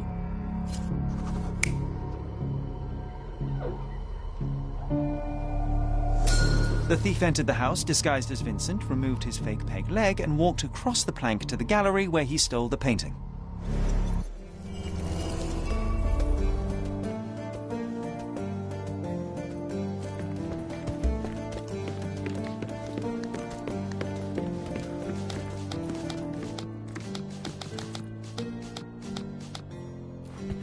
Your valet is innocent, Sir Finlay. In fact, he wasn't even here on the day of the auction. But I saw him with my own eyes. The man you saw was disguised as Vincent, with both his legs present and extremely capable. As you were engrossed in the show, he walked across a plank to the gallery right above your heads. An acrobatic feat of no mean proportion. My good old Vincent, in truth, I didn't doubt him for a second. Do you know who the brazen thief is? Not yet, Sir Finlay, but rest assured I will find him. I would be much obliged if you'd recover my painting, too. Just think of all the urchins who would get a chance at honest work. Wait a moment, I thought you were planning to fund an orphanage, not a workhouse. Bah! Workhouse. What an outdated notion. The orphans will be fed, clothed, and educated. Yes, they will also learn an honest trade. What's the harm in that? Surely it's better than picking pockets and begging on the street.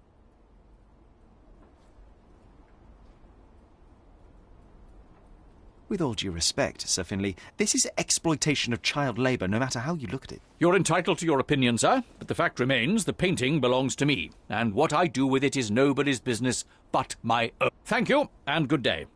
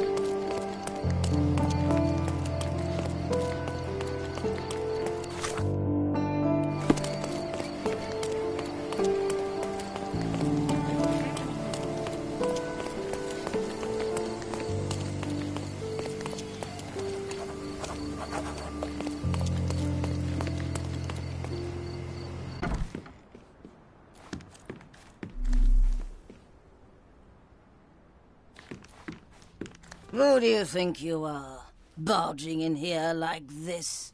Another hack writer from the Chronicle, here to mock my misfortune? I will not tolerate your lamp. I have no intention of mocking you, and I am no hack writer. My name is Sherlock Holmes. Holmes? The name sounds familiar. Are you perhaps related to that brilliant young man, Mycroft Holmes?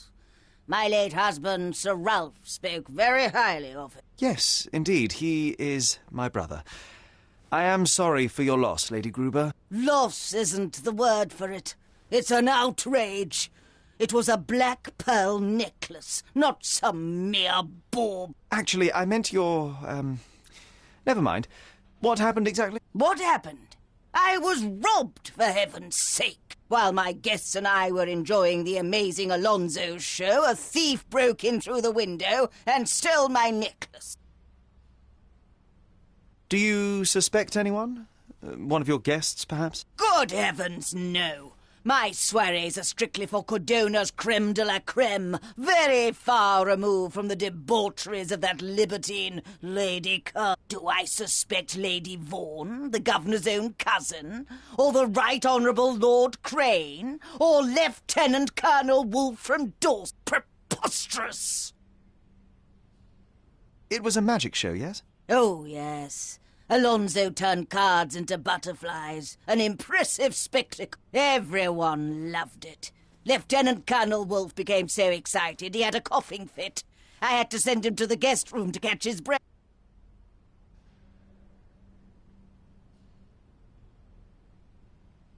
I'd like to take a look at the crime scene. Please go ahead, Mr. Holmes. I haven't touched anything whilst waiting for the police. Those laggards do take their time, don't they?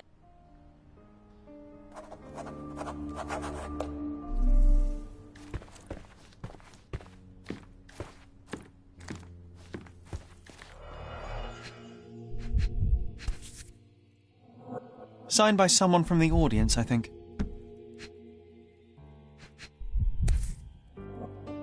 The audience don't notice the secret compartment hidden behind all the cards. The audience don't notice the secret compartment hidden behind all the cards.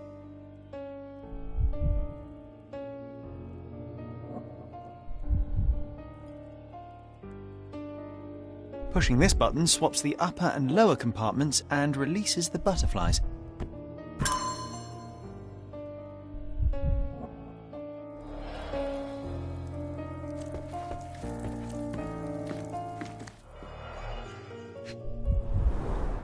Ah, this Alonso enjoys changing faces as much as you do.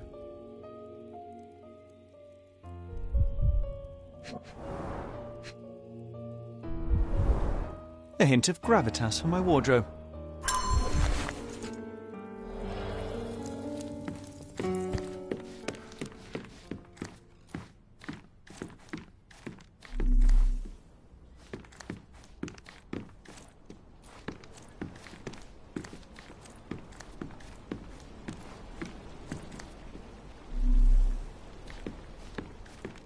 This bedroom looks more like a treasury. Or a dragon's lair. Even asleep, she's guarding her precious hoard.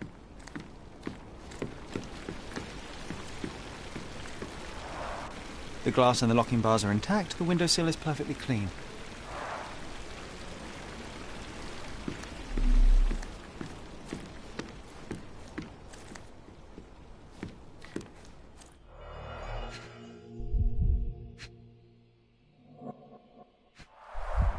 These cards are carefully arranged. The thief is trying to tell us something. All the other jewellery is untouched, but why?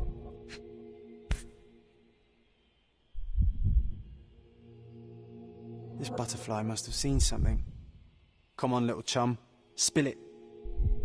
This butterfly must have seen something. Come on, little chum. Spill it.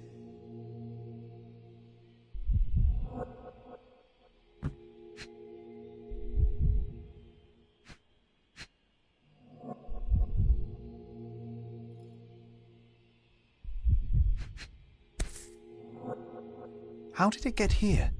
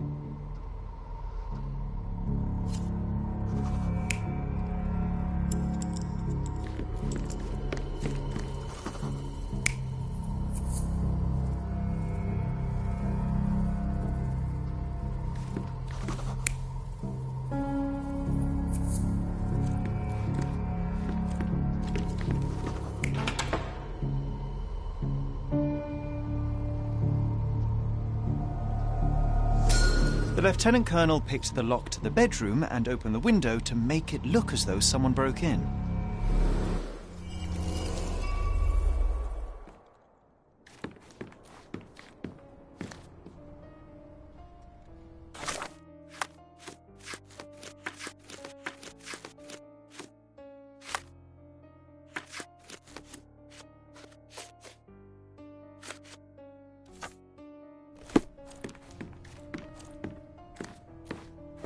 The thief didn't break in through the window, as he would have you believe, Lady Gruber.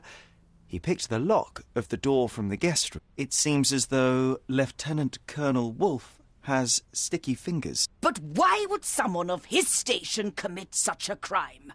He's a reputable man, a commander of the Dorset Regiment's 3rd Battalion. Did he introduce himself to you as such? Why, yes. He was such a debonair gentleman, a brilliant raconteur. And an impostor to boot. A thief in wolf's clothing, so to speak. But, Mr. Holmes, that is a serious accusation. The Dorset Regiment has only 2 battalions, Lady Gruber. What are you saying? I need to sit down. Well, you know, I may catch the thief yet. Until then, I bid you farewell.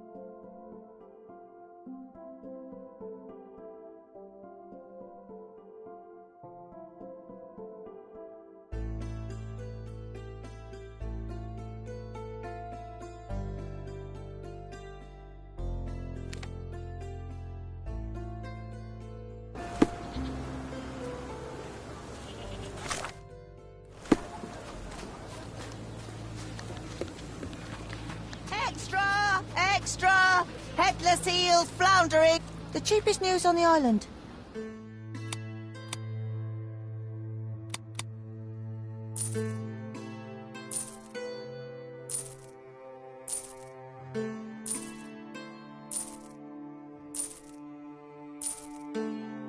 Thank you.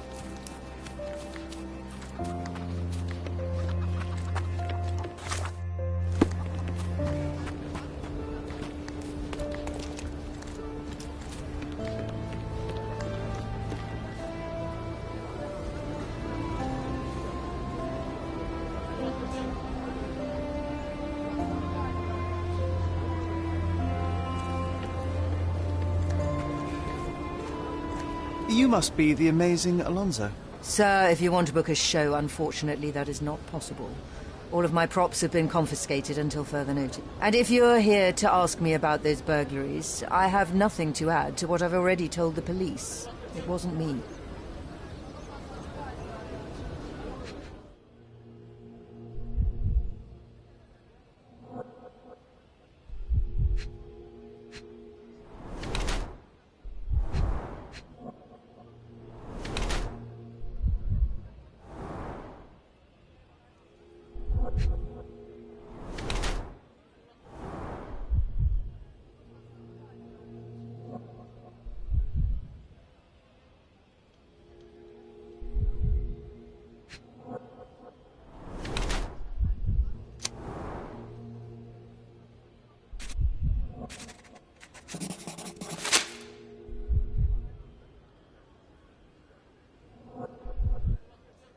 I'm investigating the burglaries in Grand Sarre.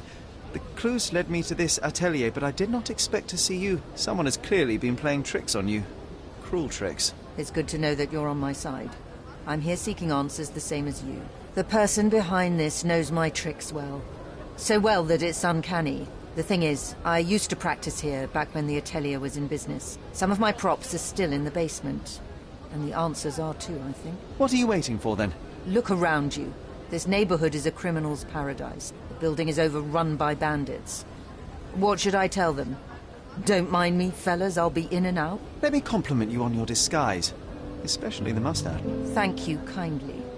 I wouldn't call it a disguise, though. Alonso is my stage persona. But the moustache is indeed fake, guilty as charged. Mine is a slow grower. Miss, please, I can see that you're a woman. Very well, I am a woman. So what? I've learned all my own tricks. I want to be taken seriously, rather than as someone's jumped-up assistant. Do you really think that if I didn't put on this act, I'd bask in the glory of being the world's first female magician? Actually, that sounds quite plausible. Huh, that's easy for you to say. Sometimes, if we want to be true to ourselves, we have to pretend to be someone else. My friend told me this once, and I think that he's right. It strikes me as rather dubious reasoning. Who is this friend of yours? A close friend, who recently arrived from France. Let's leave it at that. You may have exposed me, but I simply don't see how my personal life is relevant. Fine. I'll go inside and see if I can find something. Don't go anywhere.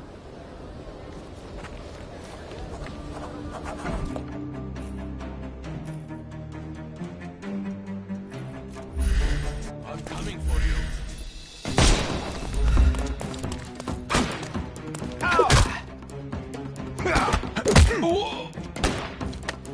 Don't bother moving. You've lost.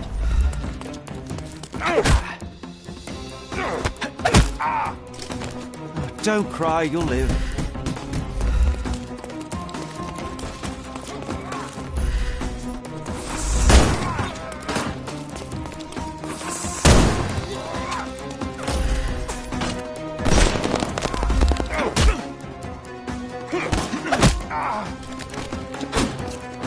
Give him the...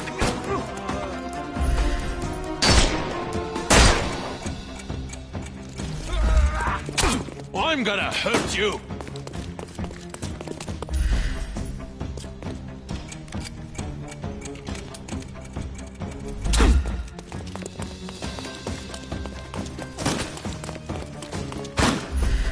He's all yours now.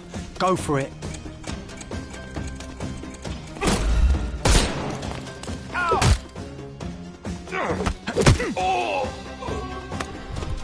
Don't cry, you'll live. The snuff's ready.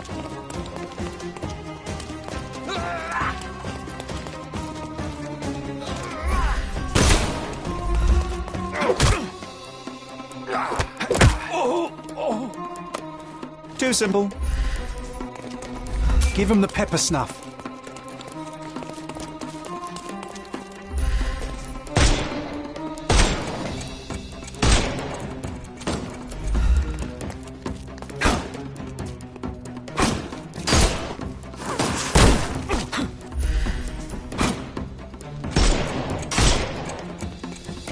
You can overcome the...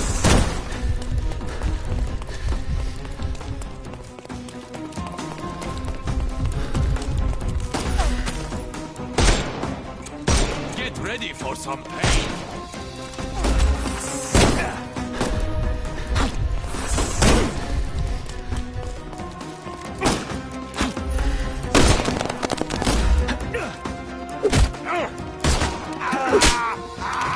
Don't. The snuff's ready. Time to knock this guy out.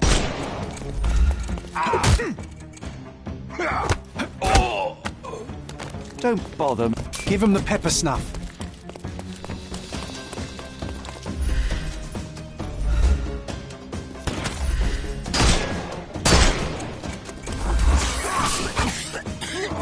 I'm coming.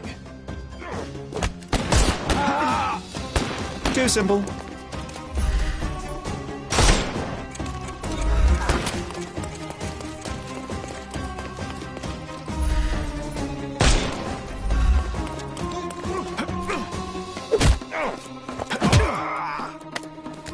Don't cry, you'll live.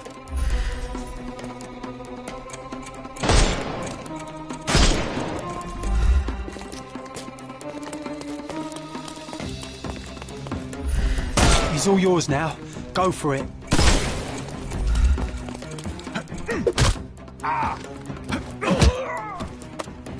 No more. The snuff's ready.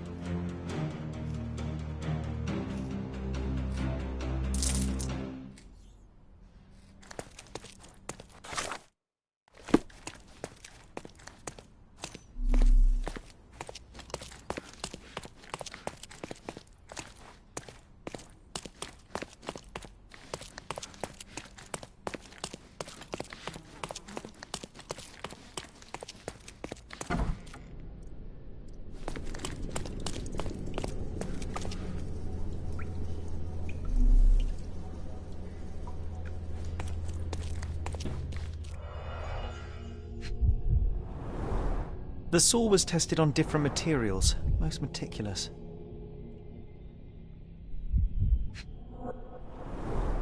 Timed to perfection.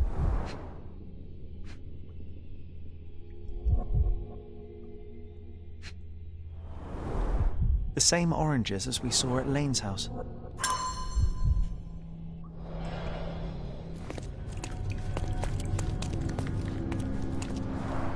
These must be the diagrams of all the magic tricks in the amazing Alonso's arsenal.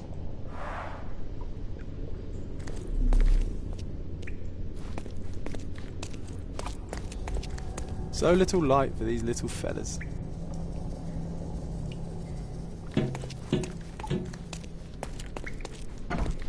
You're getting warmer, Mr. Sholmes.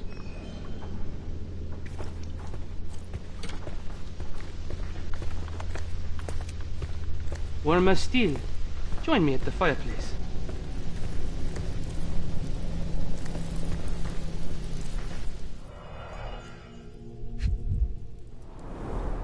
Warmer still. Join me at the fireplace.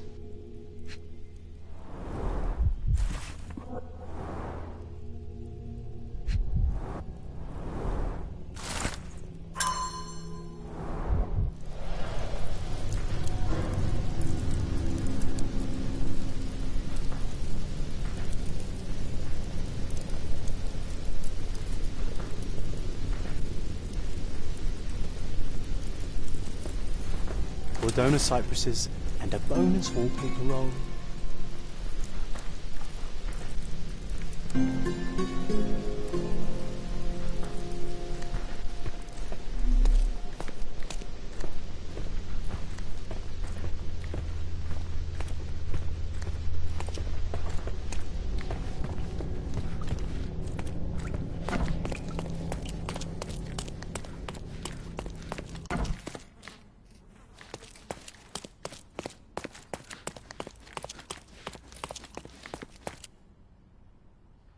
So, what did you find?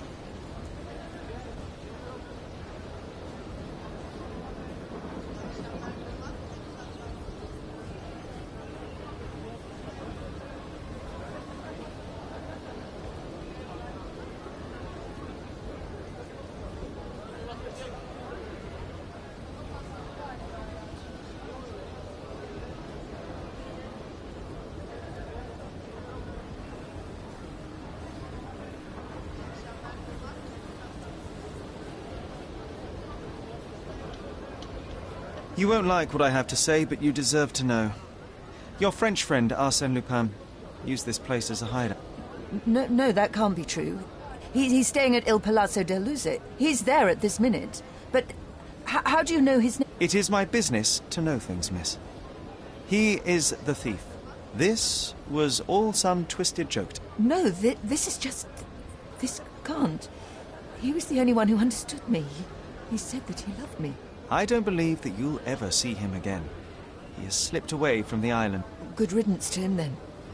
All men are the same, aren't they? They come and go, leaving nothing behind but life. Well, he also left the stolen painting.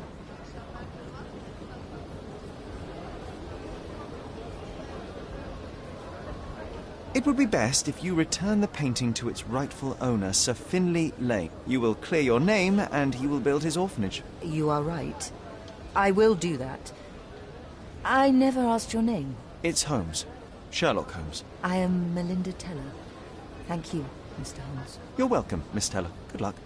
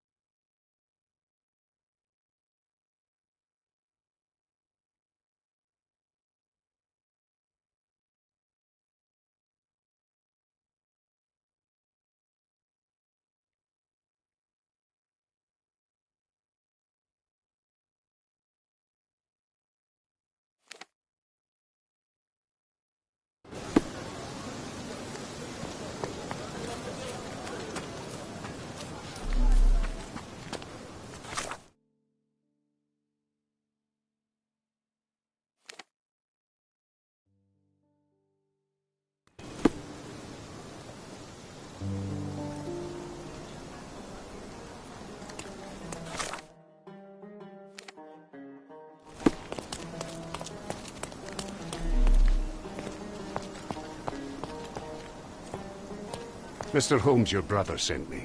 Oh, terrific. Let me guess. A mission of global importance, a nation forever in my debt? Let's get this over with. I see the Holmes demeanor is genetic. Well then, this island is home to a seemingly innocuous astronomy professor named Jacob Haring. In high society, though, he's rather more infant. He possesses a collection of scandalous materials that could compromise almost every aristocrat in Britain. And Haring recently got his hands on information that would expose one of our men.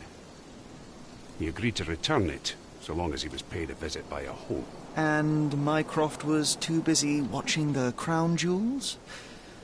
Fine. I'll visit Mr. Haring the moment I can spare the... Just wait. The man is a loner, but a cunning one. This invitation implies he has something in mind for you, so be careful. And remember, I was never...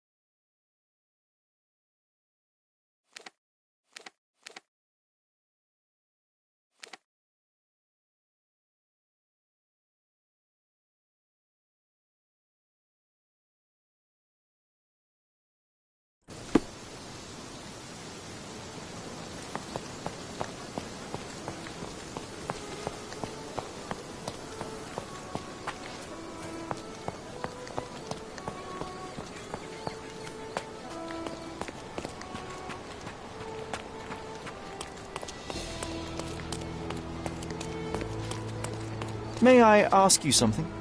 I won't help you, sir.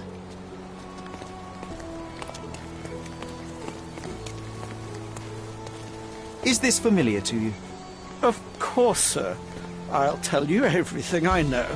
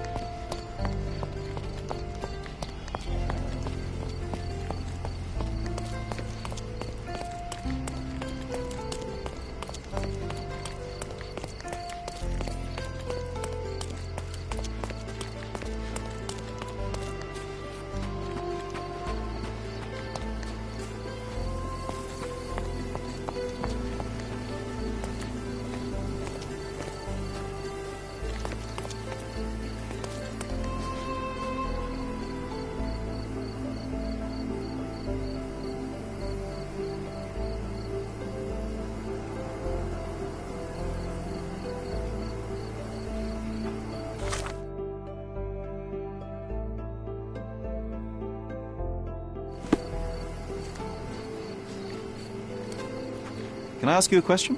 My dear fellow, you're talking to the right man.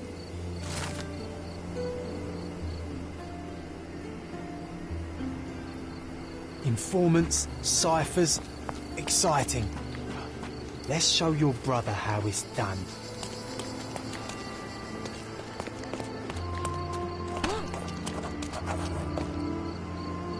My poor daughter. How could they take her? My Nekama.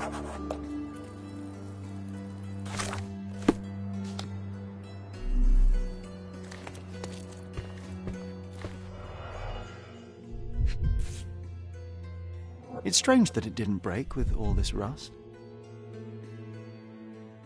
A cheap wooden handle. The kind you'd find in drunken fights in a cheap bar.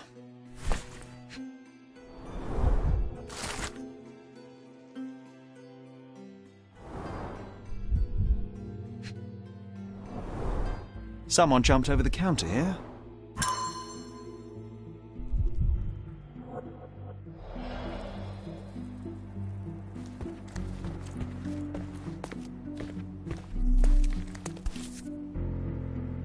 Hello. Hello. What could these black stains be? Part of a working outfit. The sleeve was ripped off.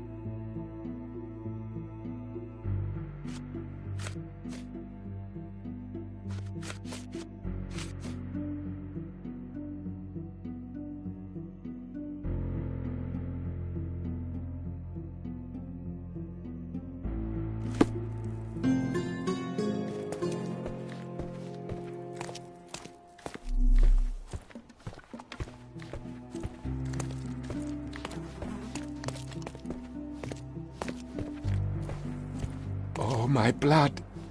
They've taken away my life. Nikama.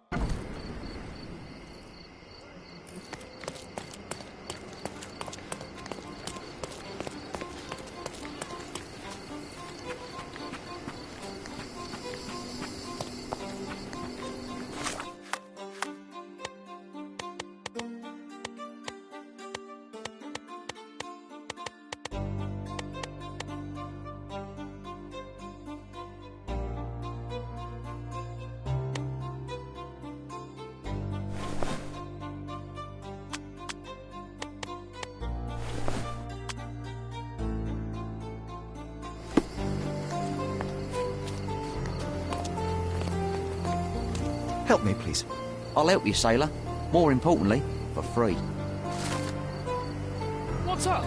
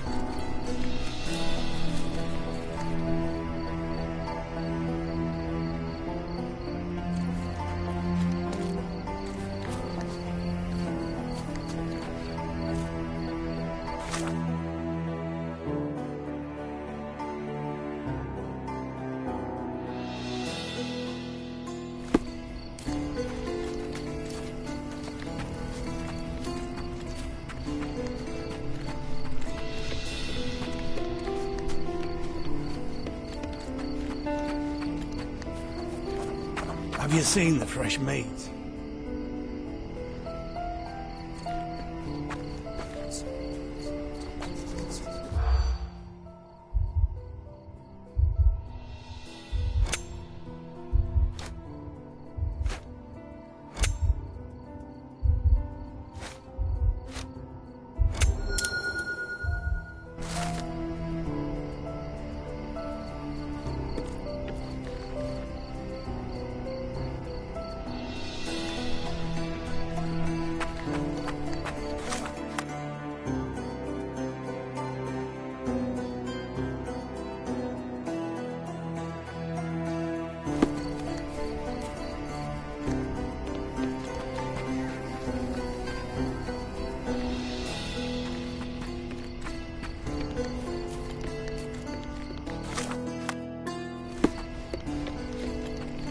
You, Macpherson, we've been waiting for you.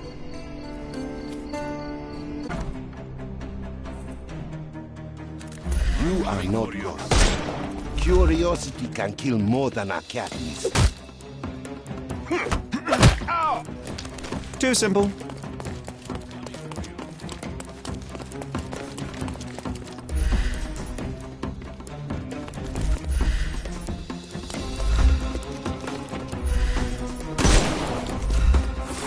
I couldn't miss the party. Ow! Ow! No more crime for you until next month.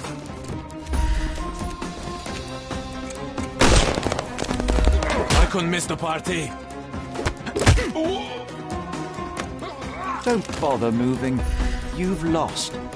Give him the pepper snuff.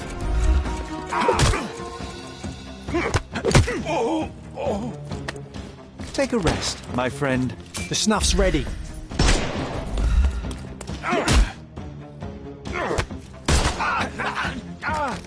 Don't give him the pepper snuff.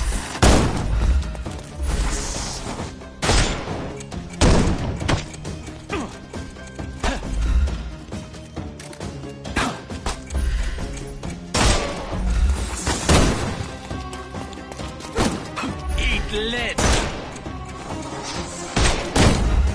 I couldn't miss the party. Too simple. The snuff's ready.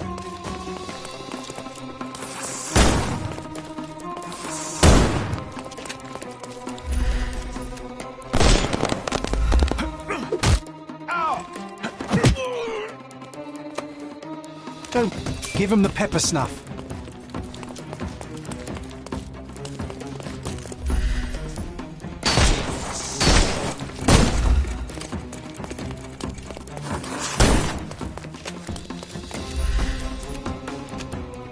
He's all yours now. Go for it. Too simple. The snuff's ready.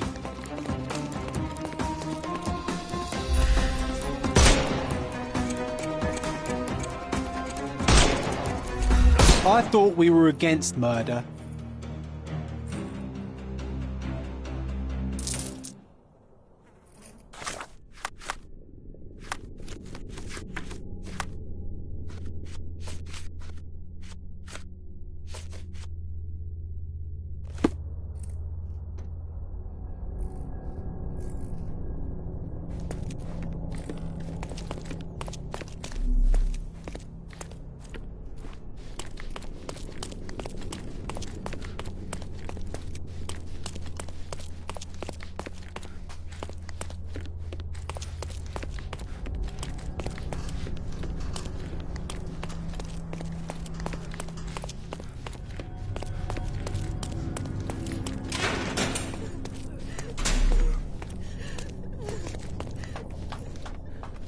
Please, release me. Oh, maybe the cipher is hidden around here.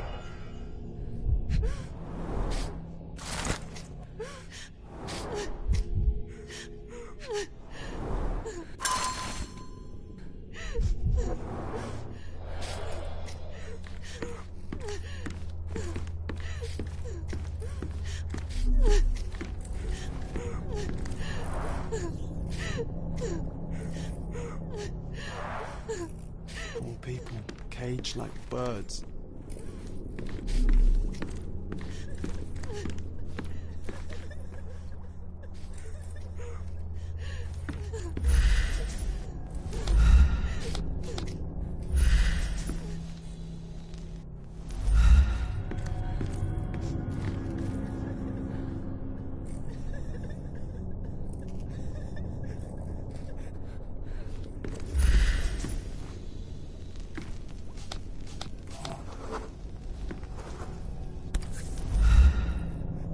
British Railway Guide, 1876.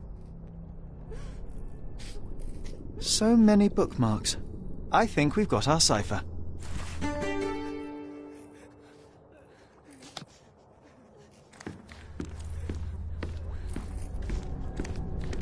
Miss, are you all right?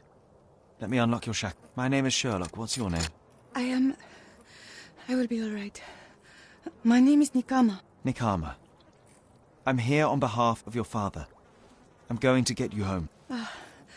I suppose my father's faith was justified then. Miss, would you know how we can save the others? Yes, I can show you. Should we run now?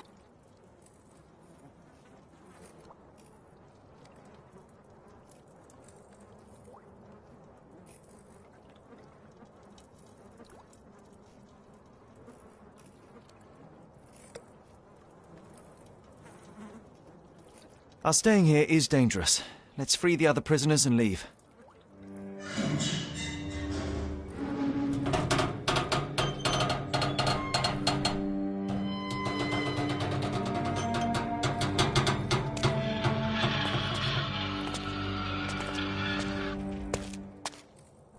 You've saved us. I will report back to you-know-who. Don't worry.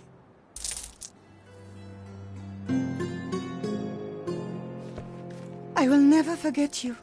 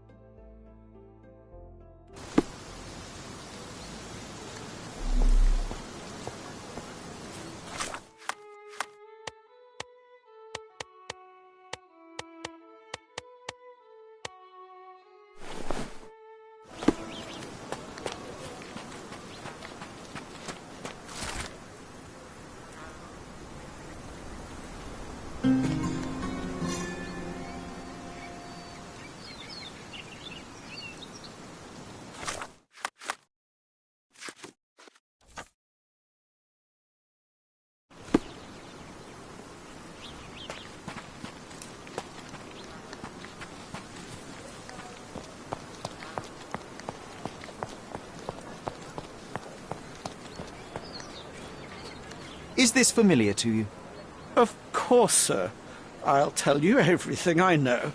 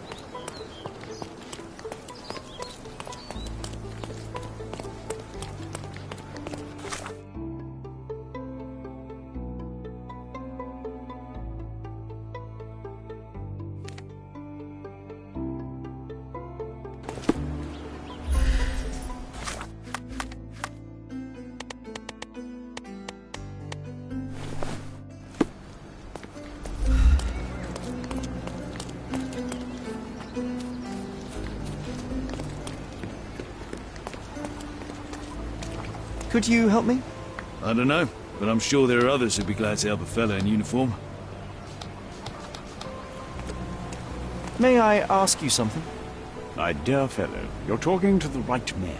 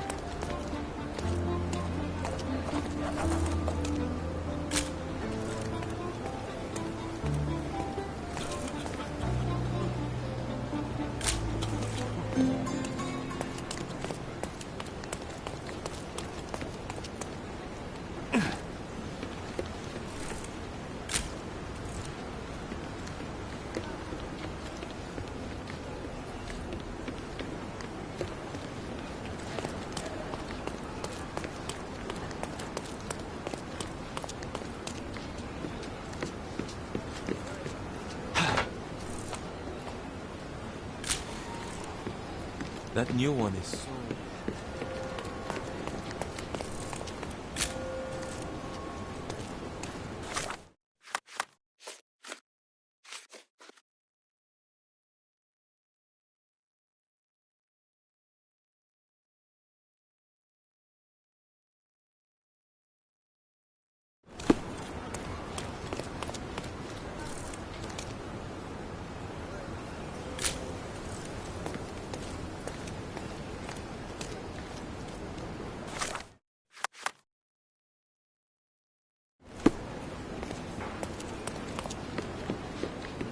That new one is so nervous. And have you noticed he's a little lame?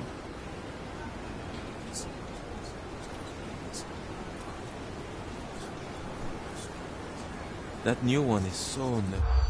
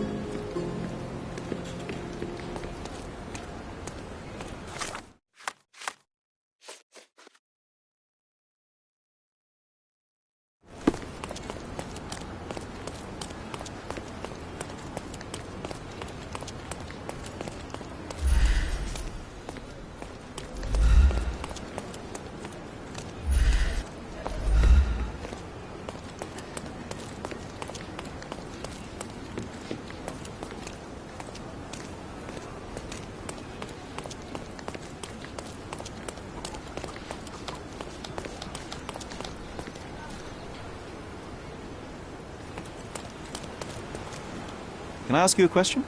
My dear fellow, you're talking to the right man.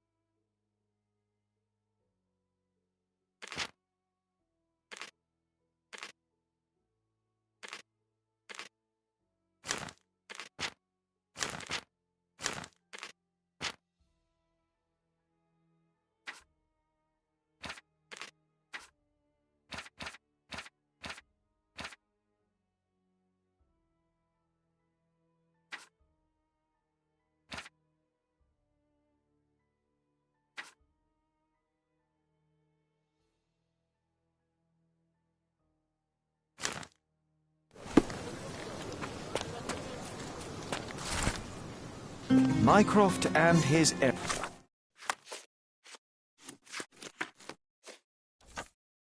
errands. Pshaw.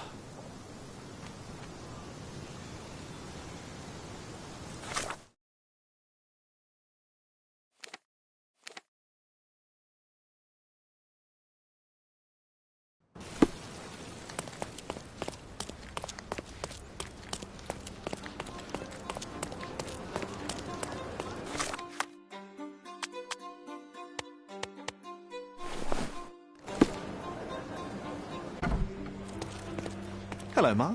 I'm looking for the Chief Archivist, Ursula Oney. Where can I find... Miss Oney is away on official government business. My name is Merrill Levy, Deputy Chief Archivist. I am taking care of archival matters in her absence. How can I help you, Miss... Holmes. I won't equivocate. I'm here to investigate Miss Oney's disappearance. Her disappearance? But I told you that... Yes, official government business. It's ironic, then, that the government knows nothing about it. Oh, so you're one of... them. Well, sir, I know that she had an assignment, but I'm not privy to any... You said that Miss Oney is away on official business. Were those her exact words to you?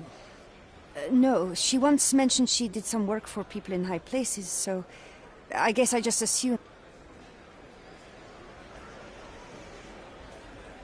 Is this the first time Miss Oney has been away so long? Oh, no. She travels a lot. Government-related tasks, I believe. It's always confidential. Always on short notice. The alternative is that she simply went to visit her family on the Swahili coast. If that's the case, it would be quite a while before she returned. Who would be so desperate to see relative? I will have to inspect Miss Oney's office. There may be clues to her whereabouts among her personal effects. You must have a... Yes, but sir, there are rules. I cannot allow a stranger to rummage through my superior's possessions. What if she returns to... She won't. If you like, we can notify the oafs at the police station and have them do the rummaging, but believe me, I'll be much more... Furthermore, I will notice things they will not. How do you mean? Must we really waste the time? Fine.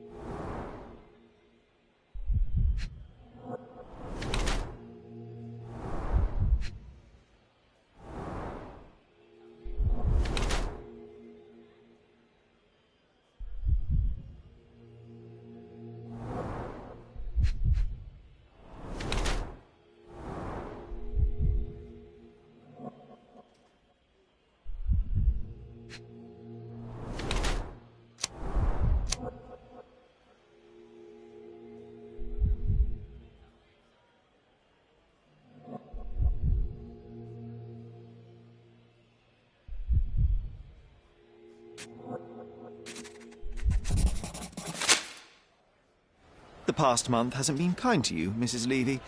With your husband gone, the life of a working single mother must be exhausting. But the prospect of not being able to provide for your child terrified. That's why you took a second job, though you're obviously not very skilled at it. I wonder what it... It's none of your business, sir. Nor are my hardships. Take the damn key and spare me your... Well, you should have spared me your obstinance. Enough. Go do what you came here for.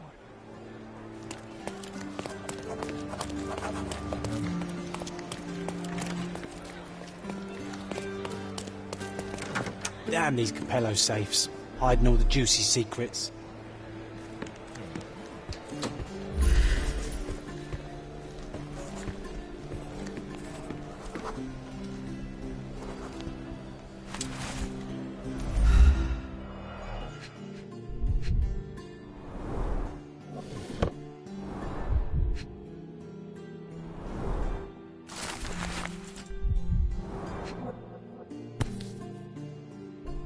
Solid gold. Looks like a family heirloom.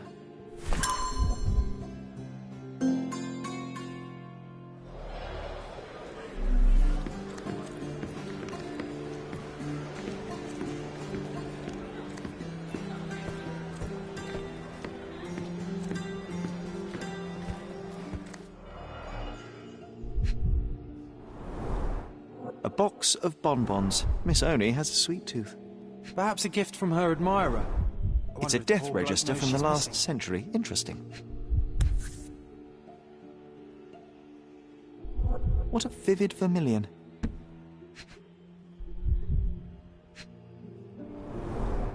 She's proud of her roots.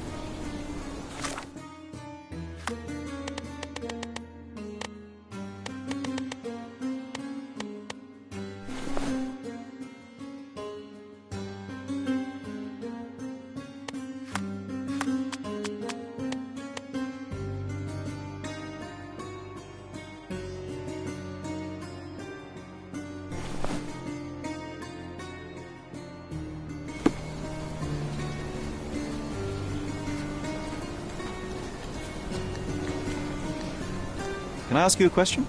Yes, friend. I know something about this business.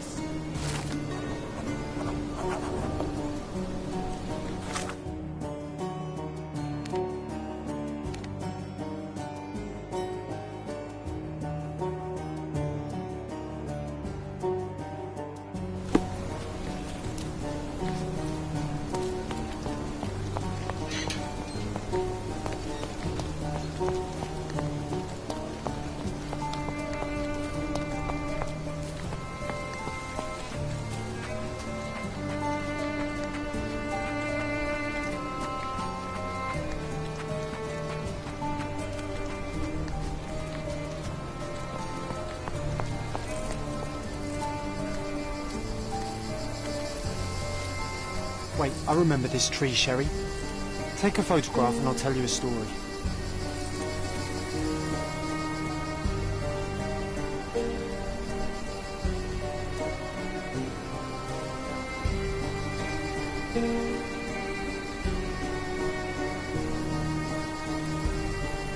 We tried to imagine the lives of the dead based on their names and tombstones. I wrote about it in my diary.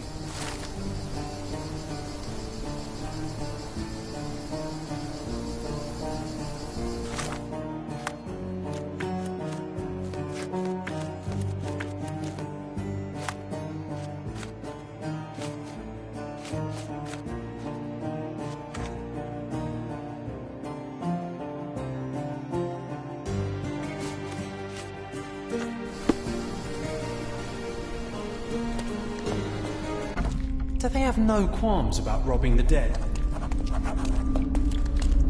Someone leant on this slab. Someone leant on this slab. All it takes is one precise strike.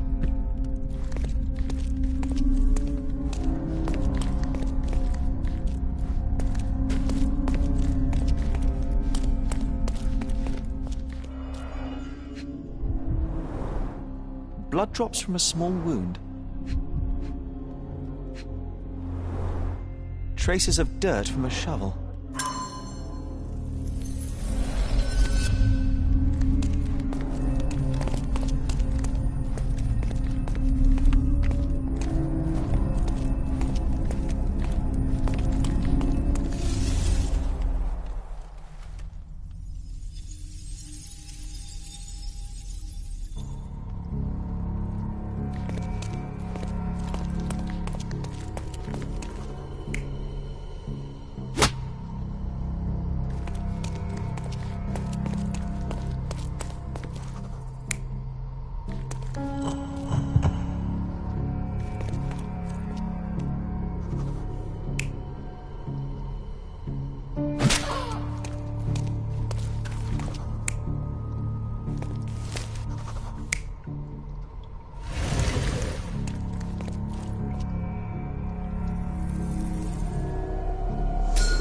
Miss Oni was here with an accomplice. Their argument led to a fight.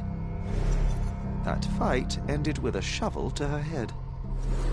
No prizes for guessing where her body is.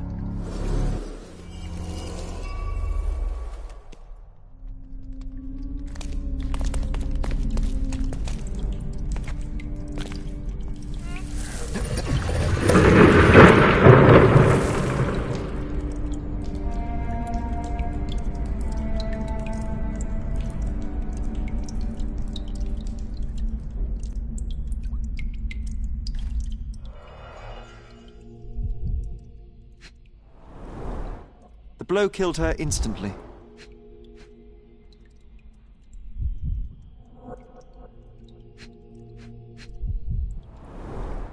There's dried blood under her fingernails. The murderer's.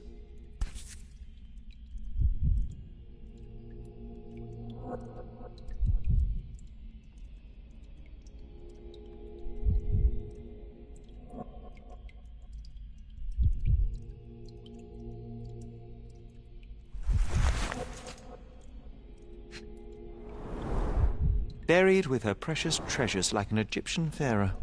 Official government business, eh?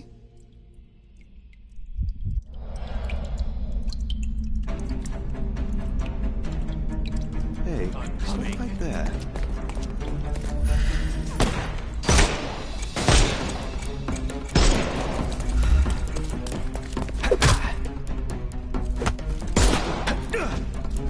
No more crime for you until next month. Take a rest, my friend.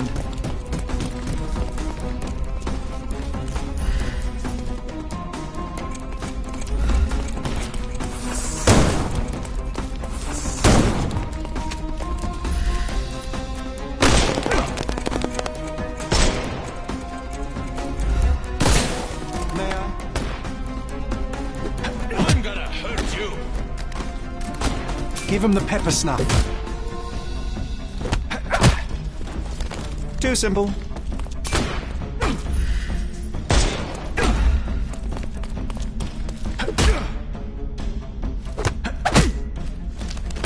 Don't cry, you'll live. Give him the pepper snuff.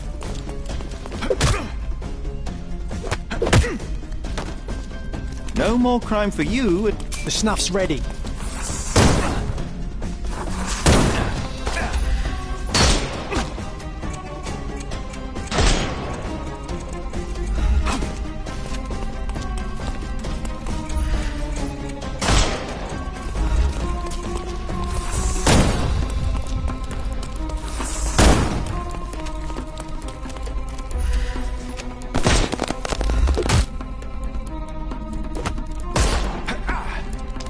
Too simple. Give him the pepper snuff.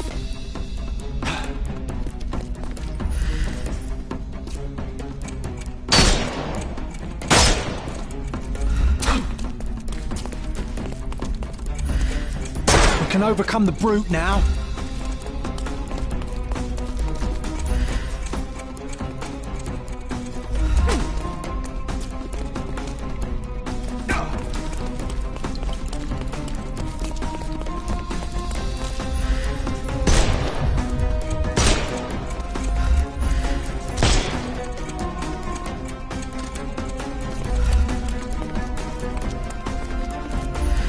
No, you killed him!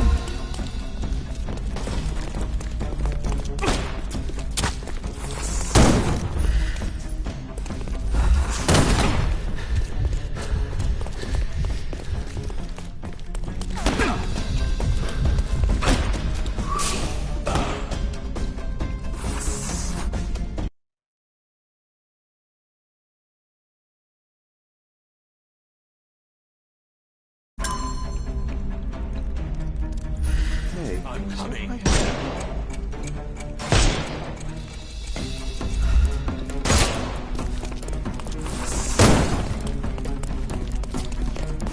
I'm coming for you.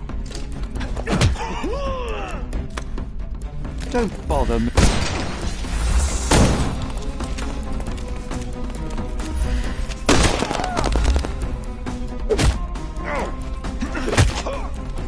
Too simple.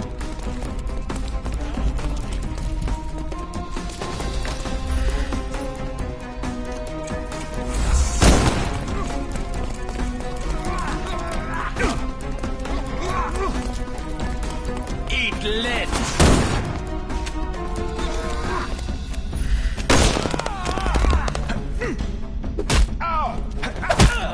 Don't. The snuff's ready.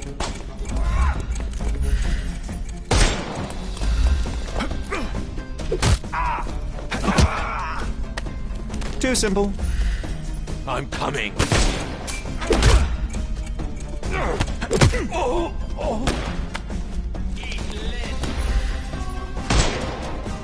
The snuff's ready.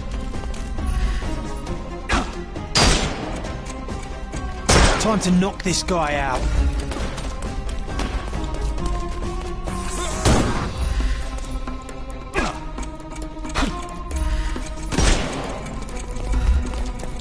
I couldn't miss the party. Oh! No? Give him the pepper snuff.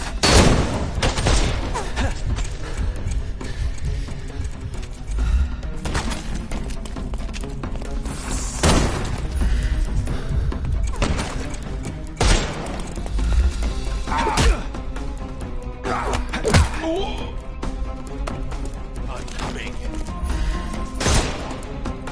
The snuff's ready.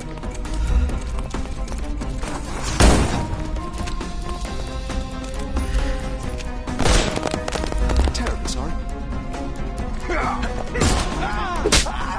No more crime. Give him the pepper snuff.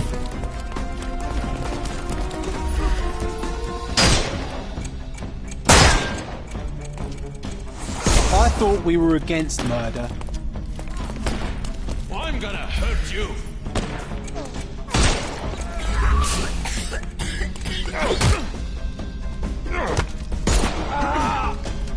Too simple.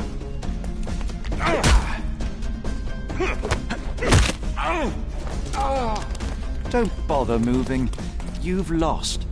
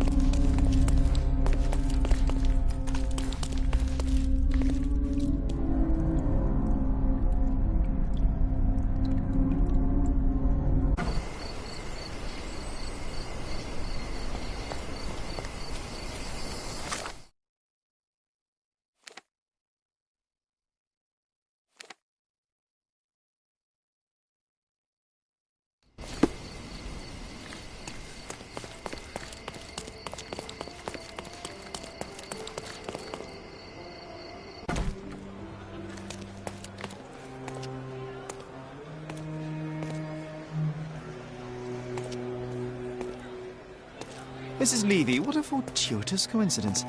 Let me guess. Leaving on official government business? No, I need to take care of some urgent family matters. So if you'll excuse me... I will not. See, I found something of yours, and I thought it only gentlemanly to return it. Your earring. And that was not the only thing I unearthed. You'll be pleased to know that no grave robbers have removed Miss Oni from where you left her. Sir, I know we got off on the wrong foot, but I'm not the cold-blooded killer you think I am. Please let me explain.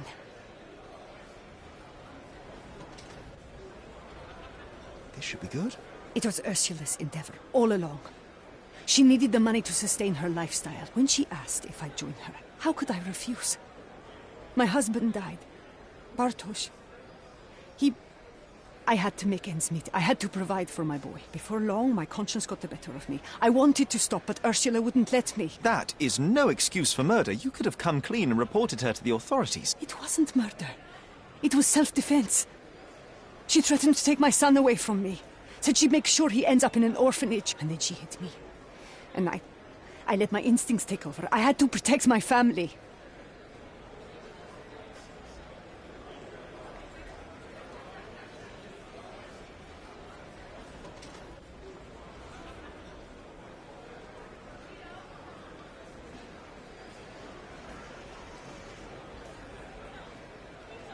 Against all odds, I believe you.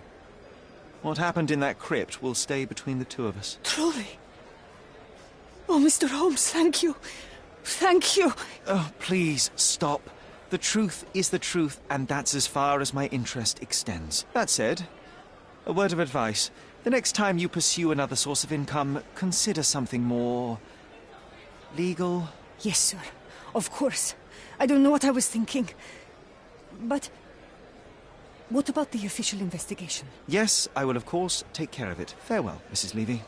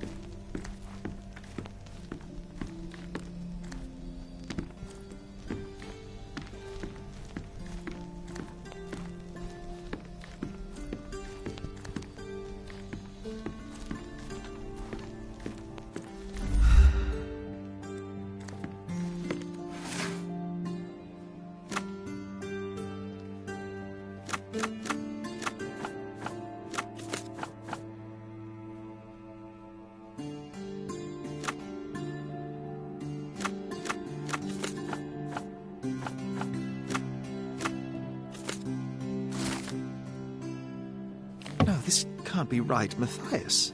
Murder? Impossible. Good thing we helped him escape.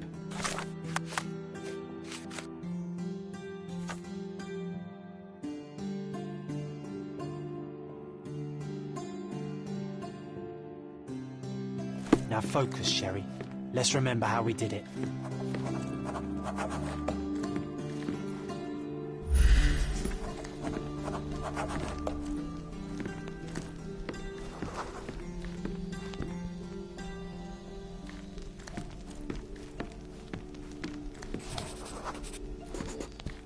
We snuck in when the archives were empty and found something on the archivist's table. A top-secret map of catacombs beneath the prison, allowing us to rescue Matthias. No, that's not right. It was something else. Let me focus on it.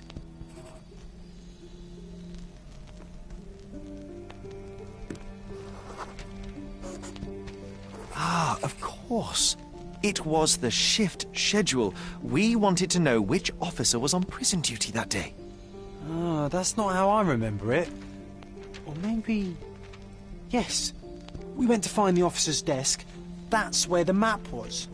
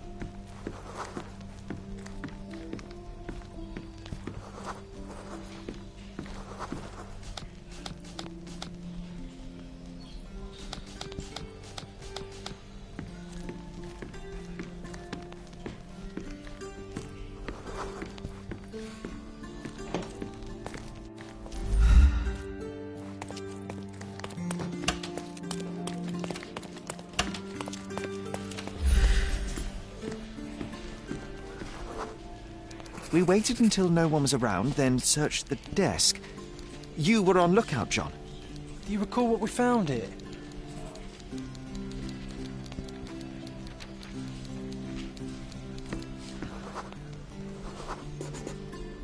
I remember a book with wax stains damaged by humidity. The officer used it to keep him company during long prison shifts.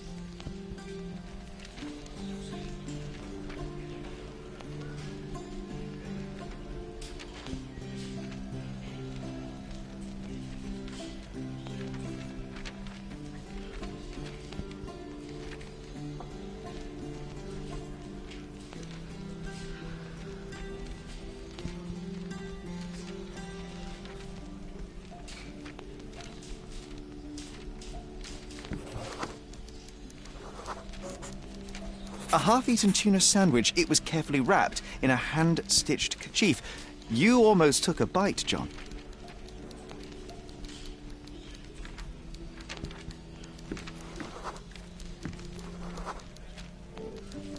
There was a chain of keys. We found something here, John, and something else.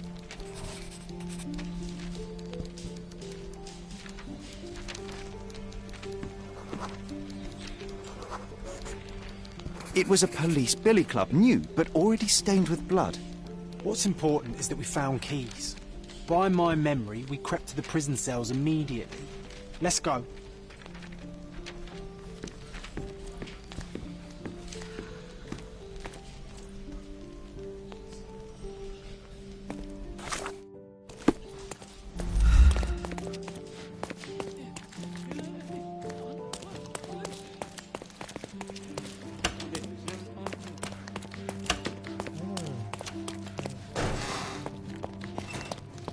This area is restricted.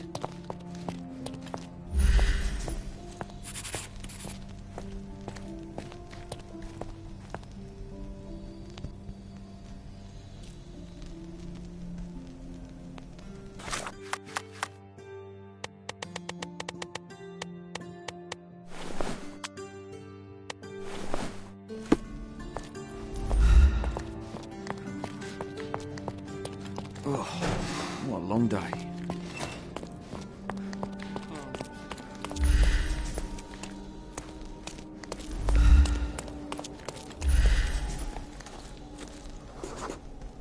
Guards were lazy. Knowing their shift schedule, it was easy to sneak past them and find the right cell.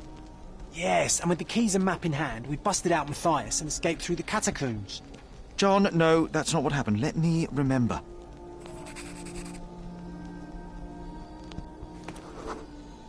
It was dark. His cell smelt of decay and excrement. I remember calling for him, but Matthias did not answer, so I walked inside.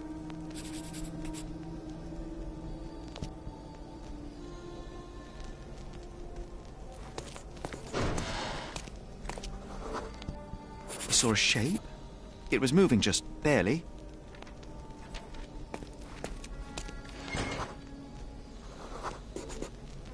I remember seeing his familiar yellow jacket, now torn and covered in strange brown splotches. I saw his legs twisted at an impossible angle. Then someone called to me from the door. It was an officer. He didn't yell when he saw me. Understood it at a glance. He took me outside, told me to forget what I saw. In a way, I did. Sherry, Come outside. We should take a photo of the cell. I know you want to remember the truth. Rest easy, Matthias. John, I must find that loathsome mutton shunter Mitchell. I will find him.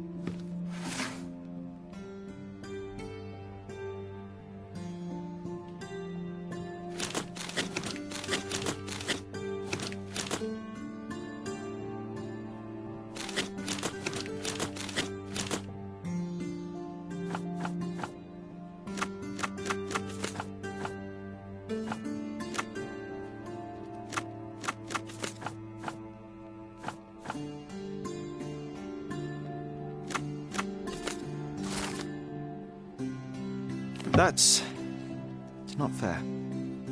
He deserved worse. And Matthias deserved better. There was a lot of injustice in the world, Sherry. Your skills could make a difference for others like him.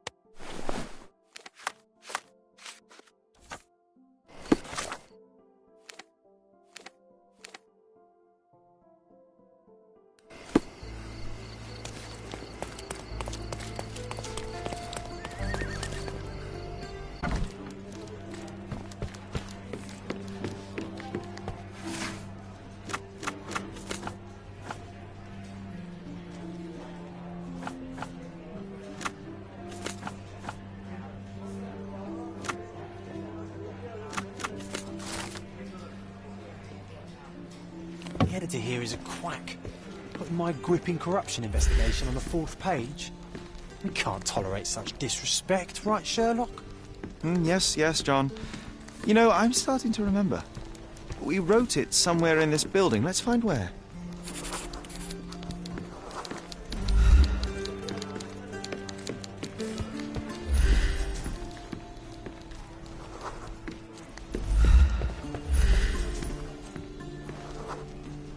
There was a military parade that day. Everyone was there, so we had the office at our disposal for a while. Still, it's a miracle we weren't caught. An underappreciated masterpiece was born here. You recall anything else?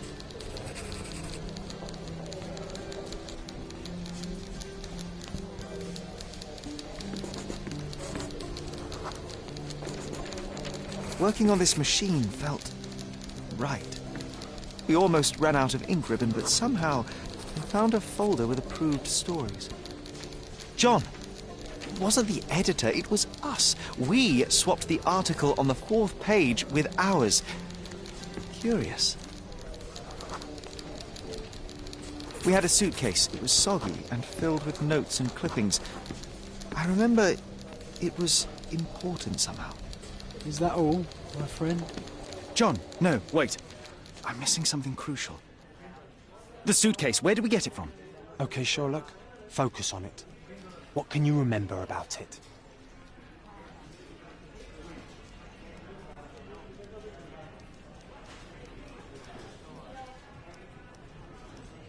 I can recall the smell of fish. It was so strong I could taste it. Ah, I think we were near one of those fish warehouses, big ones. It felt wet and slimy, as if it had lain in the water for some time. Yet the insides were surprisingly intact. Yes, right. And I remember the sound of horns like they use at the industrial sites. It must be somewhere on the Silverton coast. Oh, that comprises the entirety of my memories on the subject. So, we are looking for a fish warehouse on the coast of Silverton that stands right on the water's edge. It seems so, my friend. I am sure I will remember the place when I see it. Let's go.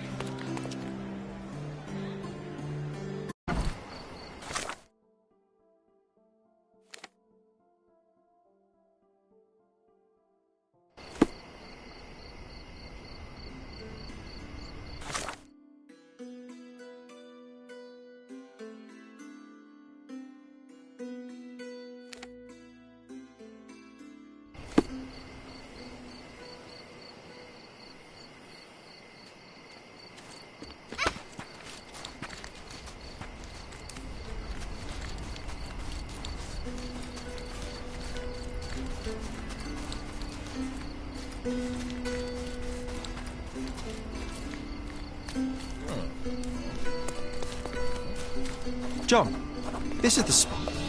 Let's see what we can recall.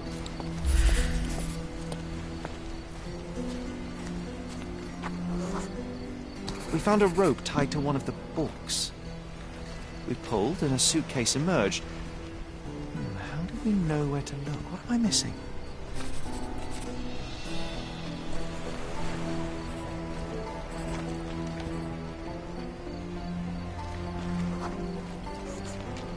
This doesn't seem relevant.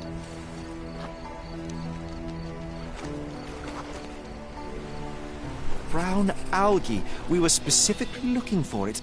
I think we saw it on someone nearby. I think I can remember where. All right, lead the way.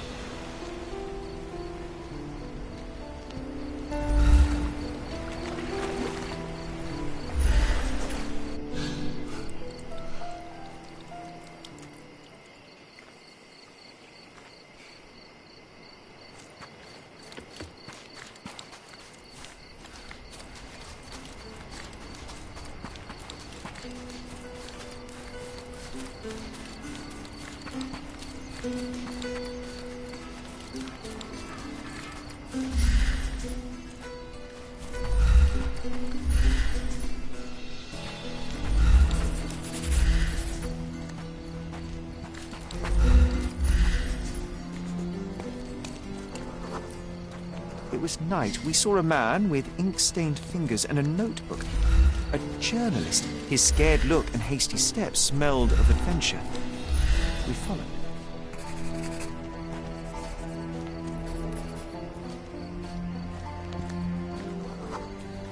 Another man appeared. He was casually dressed. His haircut and posture revealed him to be a soldier. The journalist quickly changed direction.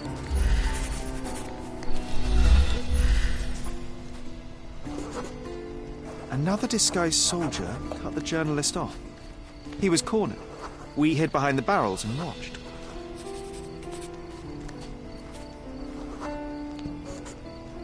The three men argued. The soldiers demanded something from the journalist, but he refused. Their words grew louder and someone pushed the reporter.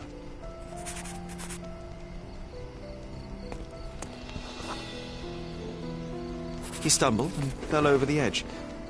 After one horrible yell, he hit the ground. The soldiers vanished. We waited to be safe, then went to him.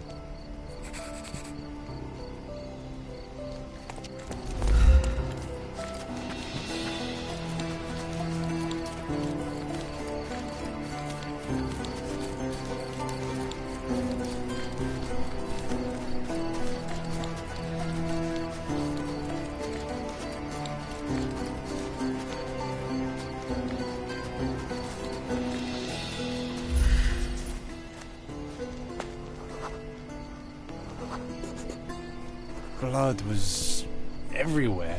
I was in shock, but you kept your cool. You noticed that his shoes had a layer of salt and brown algae stuck to his leg. Those men demanded something from him. I wanted to find out what was so valuable as to kill for. And so we did. Made it public. The journalist Hector Jacobson. People built a memorial after his death. That might be a good backdrop for our picture. Let's find it.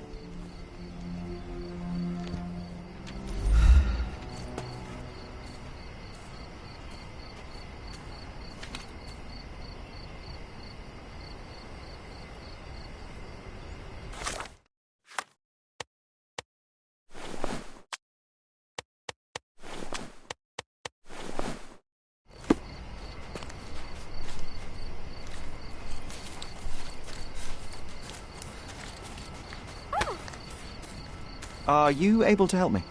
I cannot, sorry.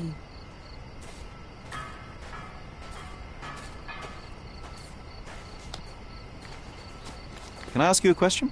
Of course. The streets have the information you seek.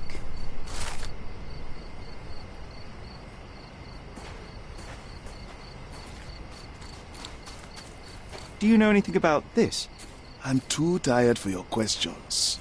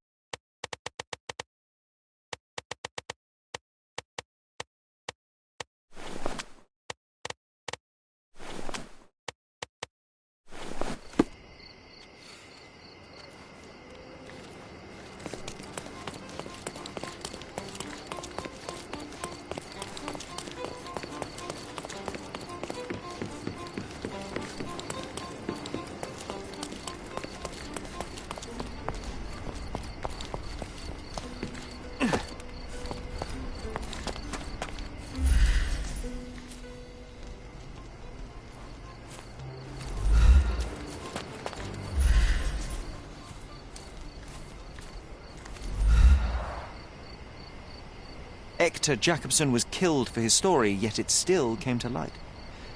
A lesson for those less noble. You cannot bury the truth. I think here is a good place for a picture, Sherry.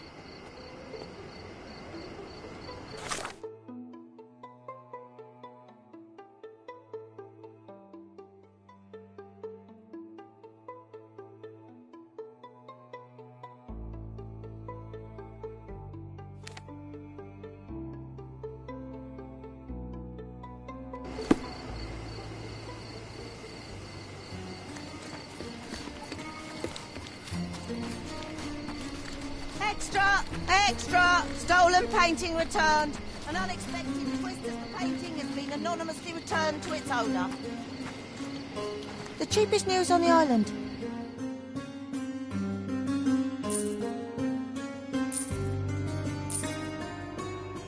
Thank you.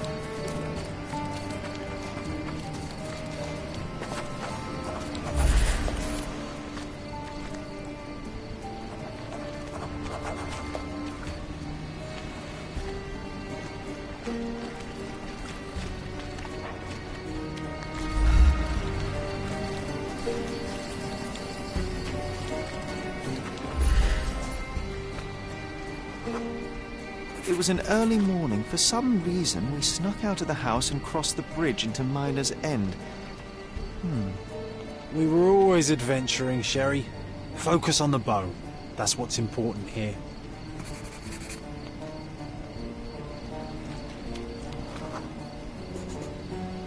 Yes, I remember. It was huge, but wait. How do we find it? I think there was someone else.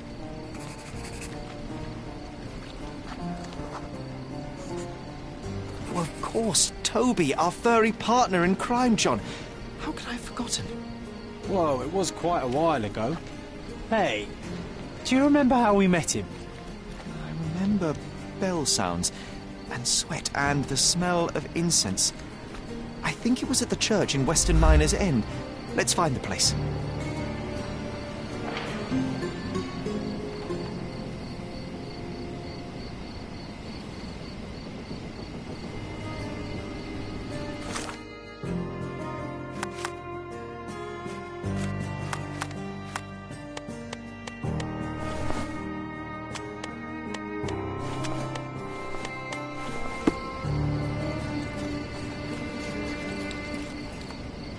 May I ask for your assistance? I used to work in a factory too, but things changed. Come back when you change too, then we'll talk.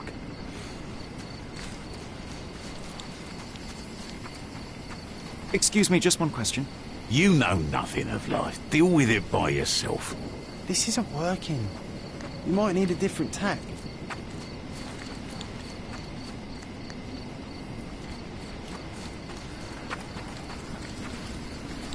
Nice to see you. Hello. Do you know anything about this? I'm too tired for your questions.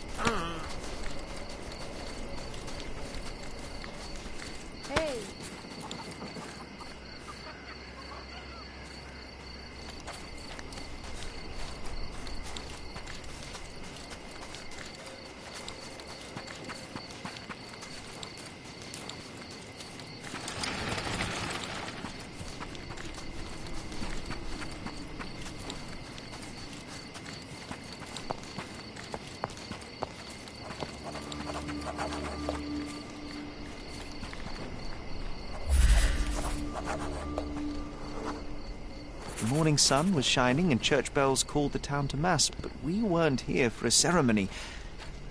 We were running. From what?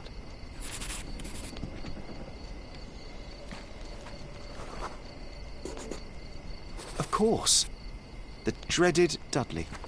He was still incensed after the stolen clothes incident and wanted to teach us a lesson. I can almost see where we ran.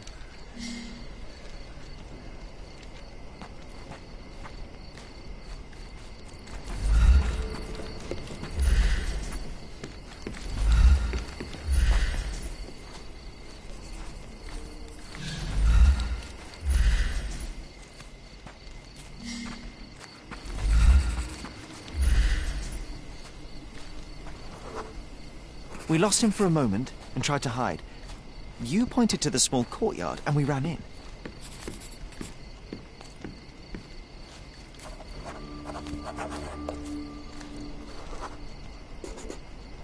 We hid behind crates full of fish. They were stamped as fresh, but I remember my stomach did not agree with that statement.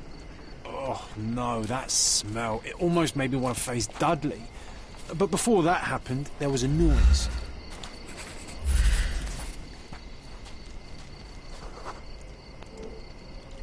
Idiot had a brain the size of a peanut, but when it came to finding us across the island, his cunning was almost supernatural. Unlike us, he knew many kids on Cordona, and all were eager to get into his good favours. But this time, he met someone who wasn't scared of him.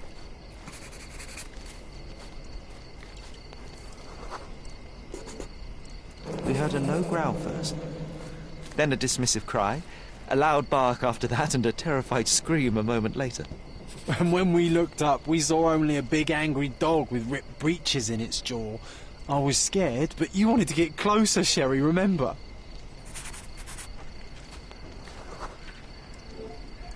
He looked hungry, and I had a sandwich from home. He sniffed it cautiously and then accepted it and let me pet him. It was the first of many snacks.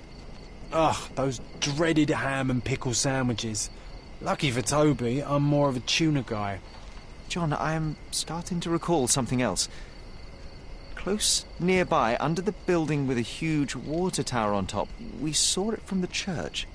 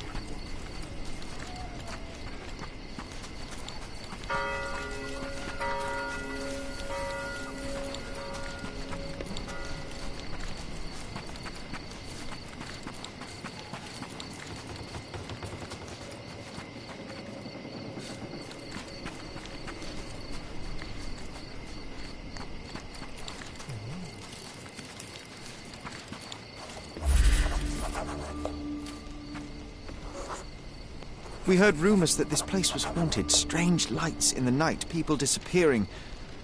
One night we decided to investigate.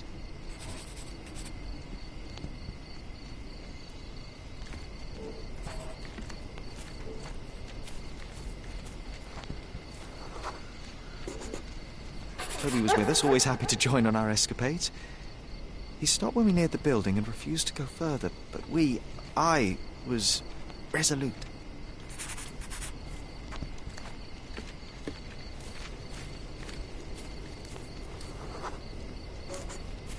It was pitch black, so we had to light the lamp. The smell of oil and burned hair filled the night. And something moved in the shadows.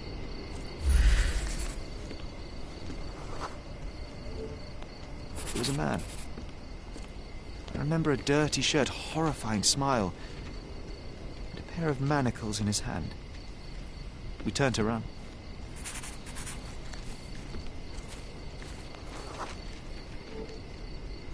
When we saw that we were cut off.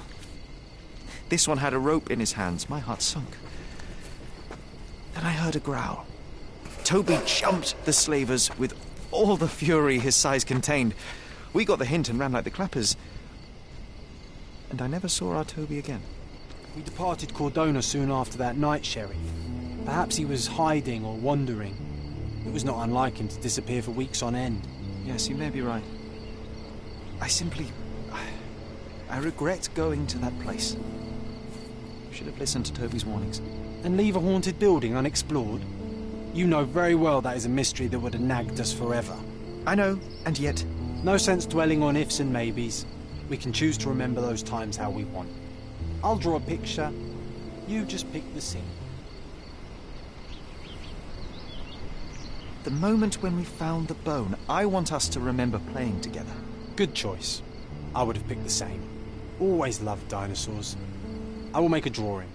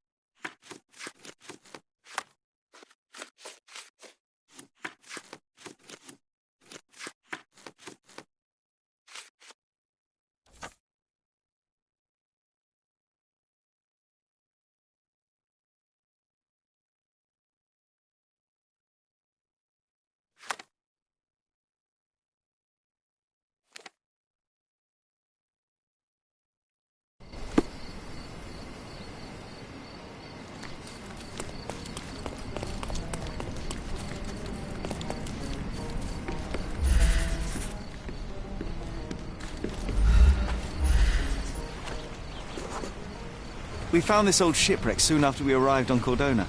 It quickly became our favourite place. I remember feeling... safe. Ahoy, our mighty frigate! All hands ahoy! Show me you haven't become no lily-livered landlubber.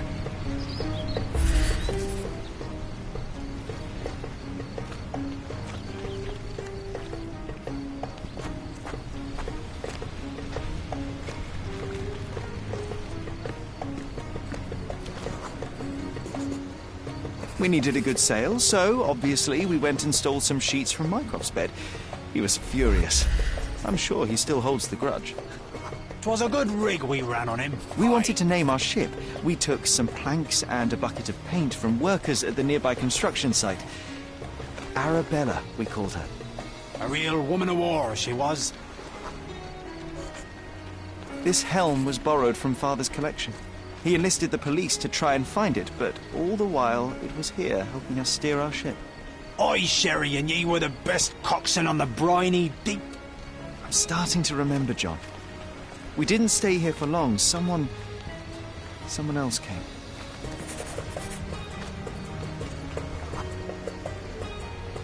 Shiver me timbers, those were the King's men. They came for our booty and to make us dance the Hepham jig.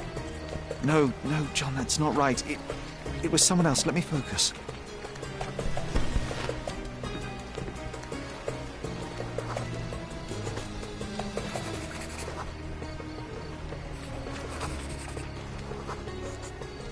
Of course. Dudley and his henchmen, they couldn't stand some rich kids playing on their territory. And their territory was wherever they saw us. Those sons of biscuit eaters stood no chance against real swashbucklers. Sure, but we ran, didn't we? Well, yes, but only to get our weapon. Savvy? Head up that bridge, Buccaneer, to the cannon.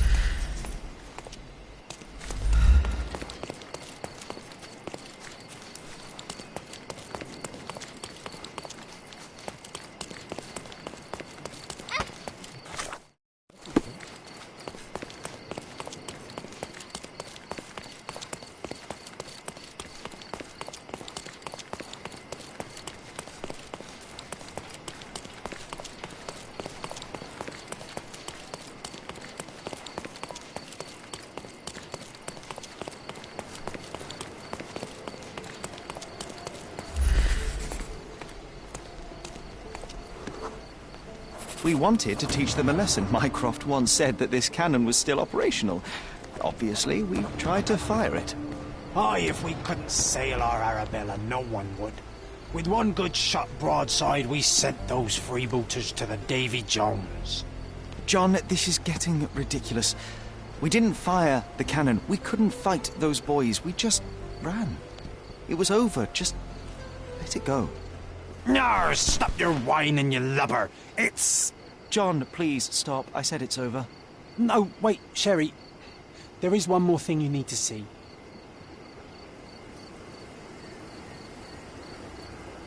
Oh, all right, John, but this one is the last one.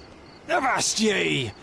It's this side of the bridge. A small cave on the beach. We left a sign on the wall. It might still be there.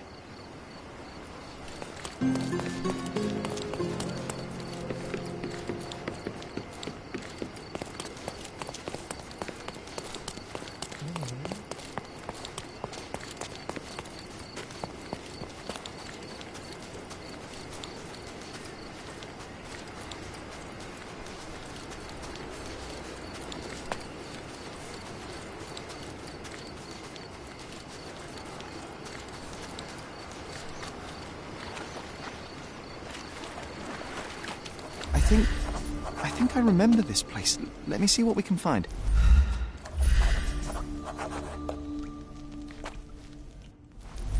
You can't put an old name on a new ship. That's why we called her Themis.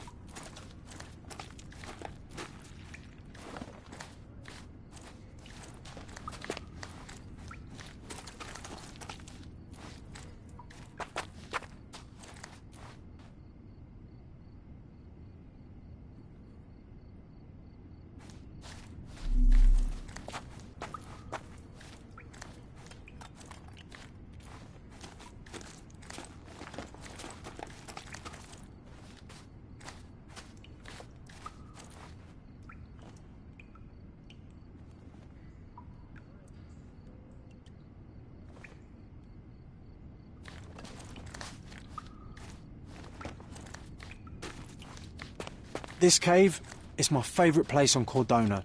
My favourite place in all the world. This cave is my favourite place on Cordona. My favourite place in all the world.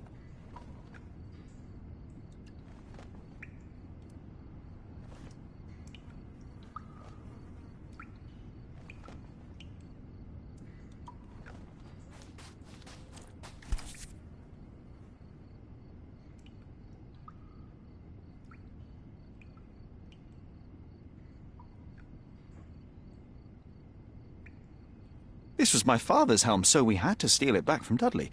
It was high tide, and I caught a chill. Spent the next week in bed with a fever.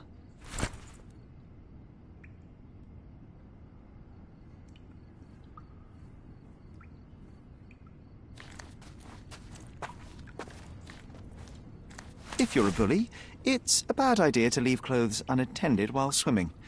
Someone may repurpose your trousers into a surprisingly good sail. Oi, matey, let's get her shipshape once more.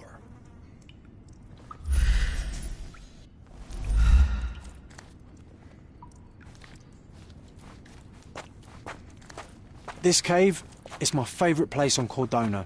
My favourite place in all the world. I must admit, John, it was good to remember. Let's take a photograph.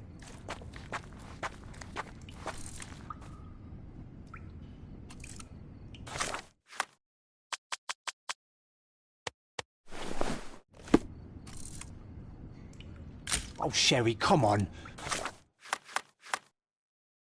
I know you want to do it. All hands ahoy! Weigh anchor and hoist the mizzen! Heave ho, First Mate John! We have a Spanish galleon to plunder! John, that's it. We've revisited all the places I wanted from my diary. Even without the rose-tinted glasses, it was good to remember, my friend.